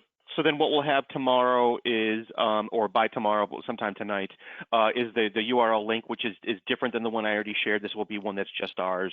And the reason for that is so we can share those videos as well, the videos from last week and from today, and then of course after tomorrow. And then you'll have an opportunity if there's something you wanted to check back on, or if there's something that Mike said that you just wanted to confirm, then you'll have that available for you as well. But given that, thank you everyone today for your patience and you know, being a Monday, everyone seemed like they were in pretty good spirits. You know, hopefully you were able to multitask a little bit too and get some stuff done while you were learning and taking all this stuff in. But Mike, any parting questions before we leave for tomorrow? No, I think we're good, and I look forward to a productive session tomorrow and a good wrap up. So we are good. We are good. Excellent. Well, thank you to everybody, and we'll see you here again tomorrow.